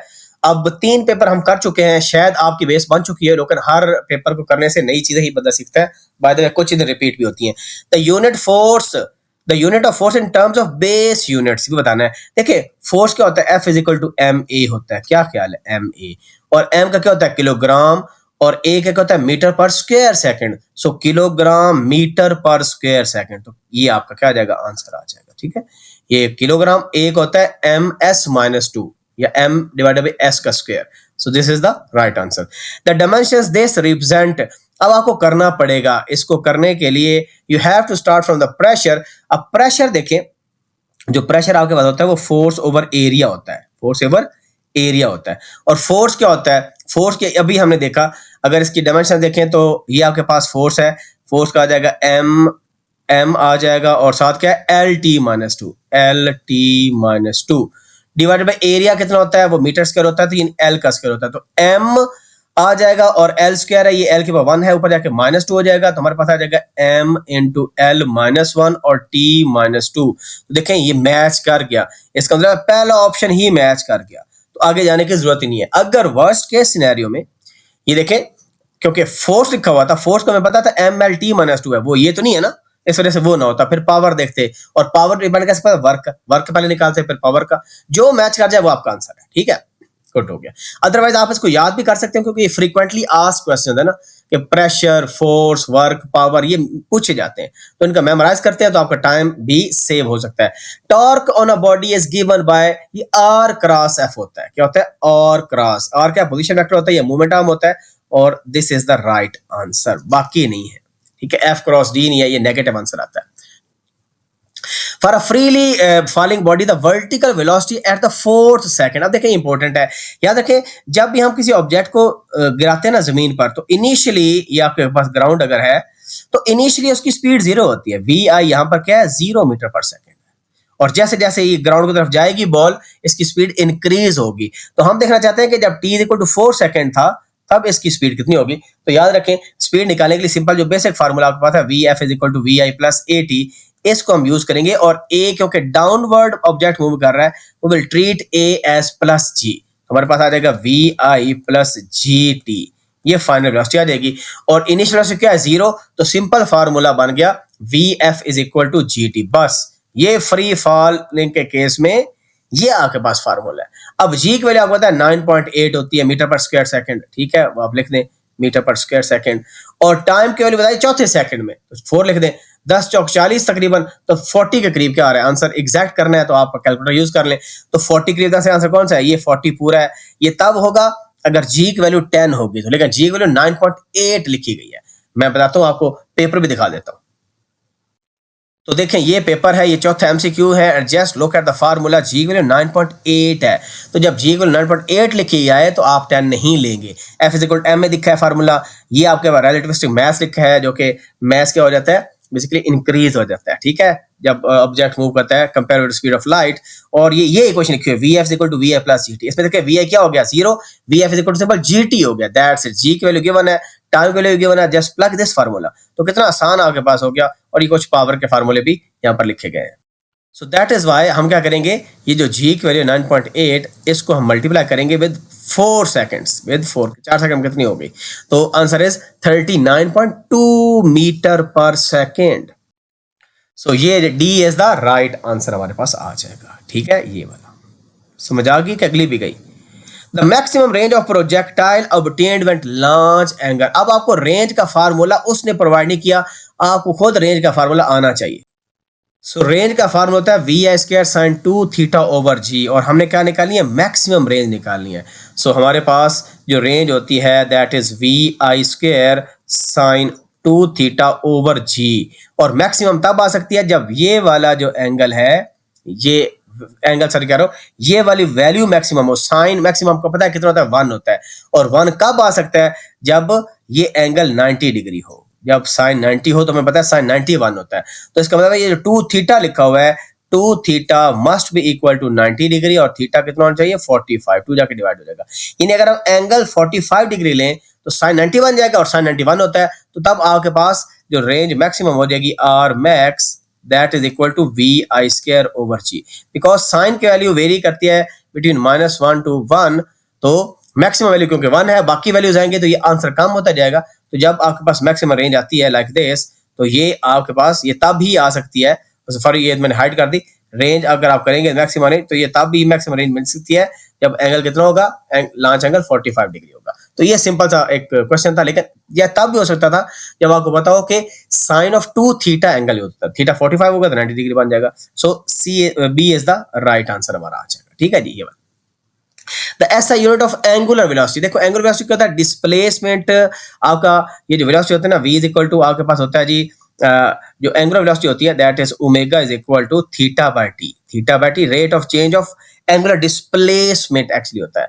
और थीटा क्या होता है, रेडियन, और टाइम सेकंड, रेडियन पर सेकंड इसका है एंगुलर वेलोसिटी, ठीक है, तो रेडियन पर second. Centimetre force of a body of mass m moving speed in a circle, तो ये सिंपल फार्मूला ही तो पूछा होगा, तो m v square by r होता है। इससे और कोई सिंपल क्वेश्चन हो सकता है, आप खुद बताएं। The work done by gas at constant pressure, ठीक है, तो कांस्टेंट प्रेशर हो तो वर्क डन क्या होता है, w equal p delta v होता है। क्या होता है, मैंने पीछे pv कर्व बताए थे ना आपको, pv कर्व। और कांस्टेंट प्रेशर का मतलब होता है कौन सा process, isobaric process. Isobaric constant होता है तब वर्क डन इसके बराबर होता है, p डेल्टा v, ठीक है जी। ये मैं समझा चुका हूं आपको already. The first law of thermodynamics express, simple formula पूछा गया है, जो इनपुट हीट होगी वो कहां पर यूज होगी, वो इंटरनल एनर्जी इंक्रीज करेगी और साथ वर्क डन करेगी। तो देखिए डेल्टा यू प्लस डब्ल्यू, तो सिंपल फार्मूला पूछा हुआ है, इससे आसान कोई चीज हो नहीं सकती मेरे ख्याल में, ठीक है। The Doppler effect explains the change, वो किस में चेंज आपका सिर्फ वेवलेंथ में चेंज शो करता है, वो स्पीड ऑफ लाइट बताता है, वो एम्पलीट्यूड बताता है, वो फ्रीक्वेंसी बताता है। तो ये फ्रीक्वेंसी में चेंज बताता है, ठीक है, वेवलेंथ ओनली नहीं है। क्योंकि पीछे हमने देखा था ना, red shift basically increase in wavelength होती है, blue shift decrease in wavelength होती है। जब सोर्स करीब आता है ऑब्जर्वर के तब वेवलेंथ कम होती है, जब दूर जाता है तब वेवलेंथ ज्यादा होती है। लेकिन वेवलेंथ ओनली का मतलब ये है कि फ्रीक्वेंसी चेंज ही नहीं हो रही। तो फ्रीक्वेंसी अगर लिखा था तो वेवलेंथ पर भी चेंज होगी, v equal to f lambda, ठीक है ना। तो इस वजह से फ्रीक्वेंसी इसका बेस्ट आंसर है, समझ आ गई। अब हम करते हैं अगले एमसीक्यूज। एमसीक्यू नंबर 11 क्या लिखा हुआ है जी, कंस्ट्रक्टिव इंटरफेरेंस के लिए पाथ डिफरेंस डेल्टा एक्स क्यों नहीं? देखिए कंस्ट्रक्टिव इंटरफेरेंस मतलब है कि क्रस्ट से मिलेगी, ट्रफ से मिलेगी। यानी अगर ये क्रस्ट और ये ट्रफ है तो जो दूसरी वेव का क्रस्ट होगा वो इसके क्रस्ट से मैच करेगा और इसका जो ट्रफ है इसके ट्रफ से मैच करेगा। इसको कंस्ट्रक्टिव, और इसके लिए क्या है, एन लैम्डा है, ठीक है। यानी पाथ डिफरेंस जो डेल्टा एक्स है that is equal to N lambda, lambda का इंटीग्रल मल्टीपल, यानी 0 lambda, 1 lambda, 2 lambda, 3 lambda, 4 lambda and so on, ठीक है, ये बनता है। और डिस्ट्रक्टिव इंटरफेरेंस के लिए क्या होता है, 2n+1 over into lambda by 2, यानी उसका ये फार्मूला होता है कि 2n+1 इनटू लैम्डा बाय 2 का ये मल्टीपल होता है।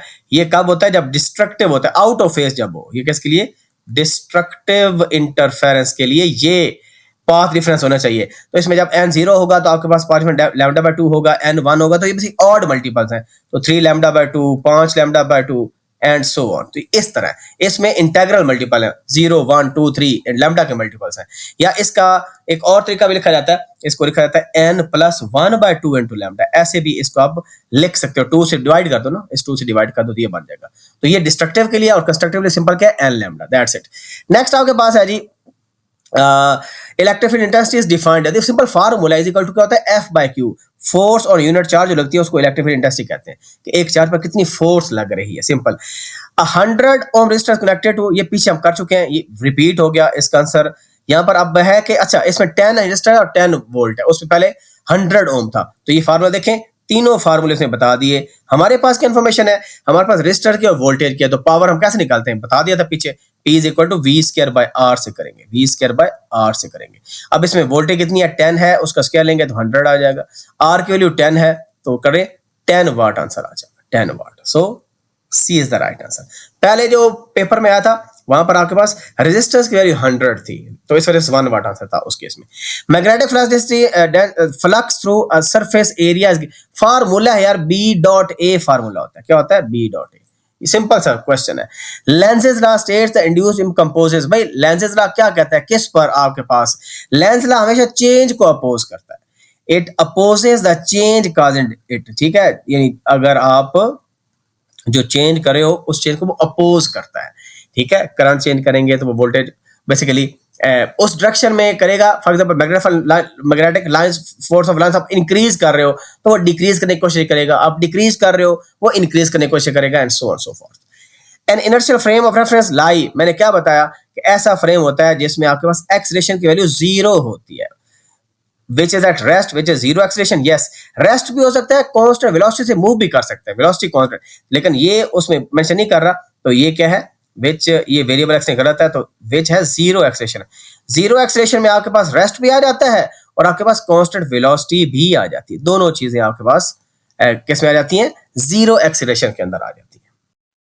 And finally, last MCQ of second annual exam, at what speed the mass of body becomes double of its proper mass? Proper mass कहते हैं रेस्ट mass को, m0 को। तो इसमें रिजल्ट देखें, यहाँ पर ऑलरेडी उसने बताया हुआ है, तो आपकी अयाशी होगी, ठीक है। ये देखें, ये वाला, ये रिजल्ट आप यूज कर लें, ठीक है। और मैस क्या है, डबल हो जाए, प्रॉपर मैस m0 है तो m क्या हो जाए, डबल हो जाए, 2m0 बेसिकली हो जाए, तो v निकाल लो। तो उसको लिए हम जो लास्ट MCQ है कैसे करेंगे, हमें m की जगह 2m0 पुट कर देना है, और यहाँ पर क्या है m0 और नीचे क्या है 1 - v²/c², ये आपके पास है।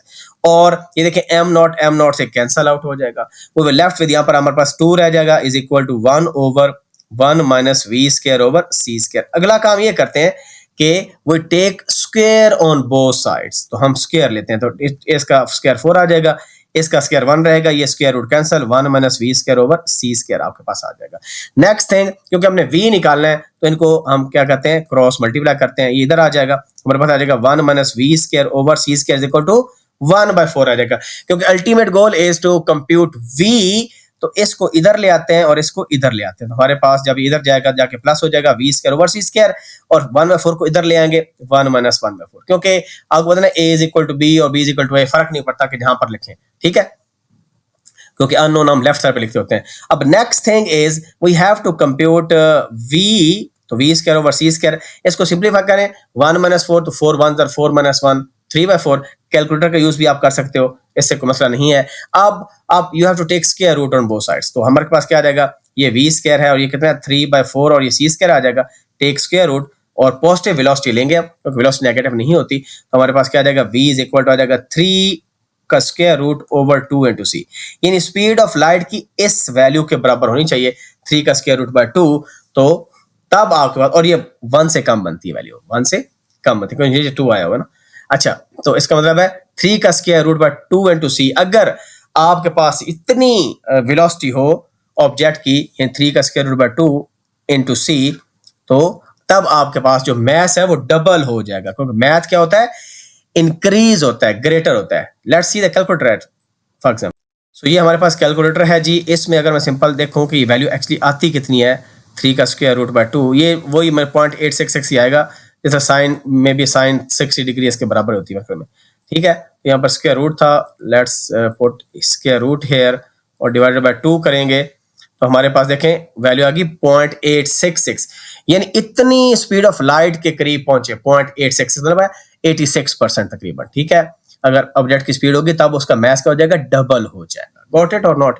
तो ये आई मैंने कोशिश की, देखें आई ट्राई माय बेस्ट। ये डॉक्यूमेंट अपलोड में कर दूंगा इंशाल्लाह, और इसमें सारा सॉल्व हुए हैं, और साथ वो दूसरी पीडीएफ में भी मार्क करके वो भी अपलोड कर दूंगा, जिसमें सिर्फ आंसर्स मार्क लो, और ये वाला भी अपलोड कर दूंगा, और वीडियो तो वैसे अपलोड हो जाएगी।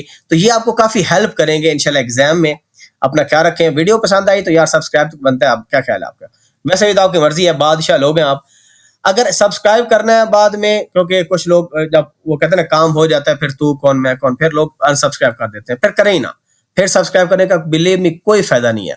करना है तो दिल से करें, और आप वीडियो को बेशक डॉट रिकमेंड कर सकते हो, लेकिन वंस सब्सक्राइब कर दिया तो फिर 10 दिन बाद आपकी सोच चेंज हो जाए कि यार बस ठीक है अब अगले साल देखे जाएंगे, सेकंड में आएंगे देख लेंगे, इस चैनल का हमने क्या करना, बेकार चैनल है वैसे भी। तो it is up to you, जो आपको अच्छा लगता है करना है कर दे, नहीं करना ना करें। अल्लाह हाफिज, ना सिर्फ खुश रहें।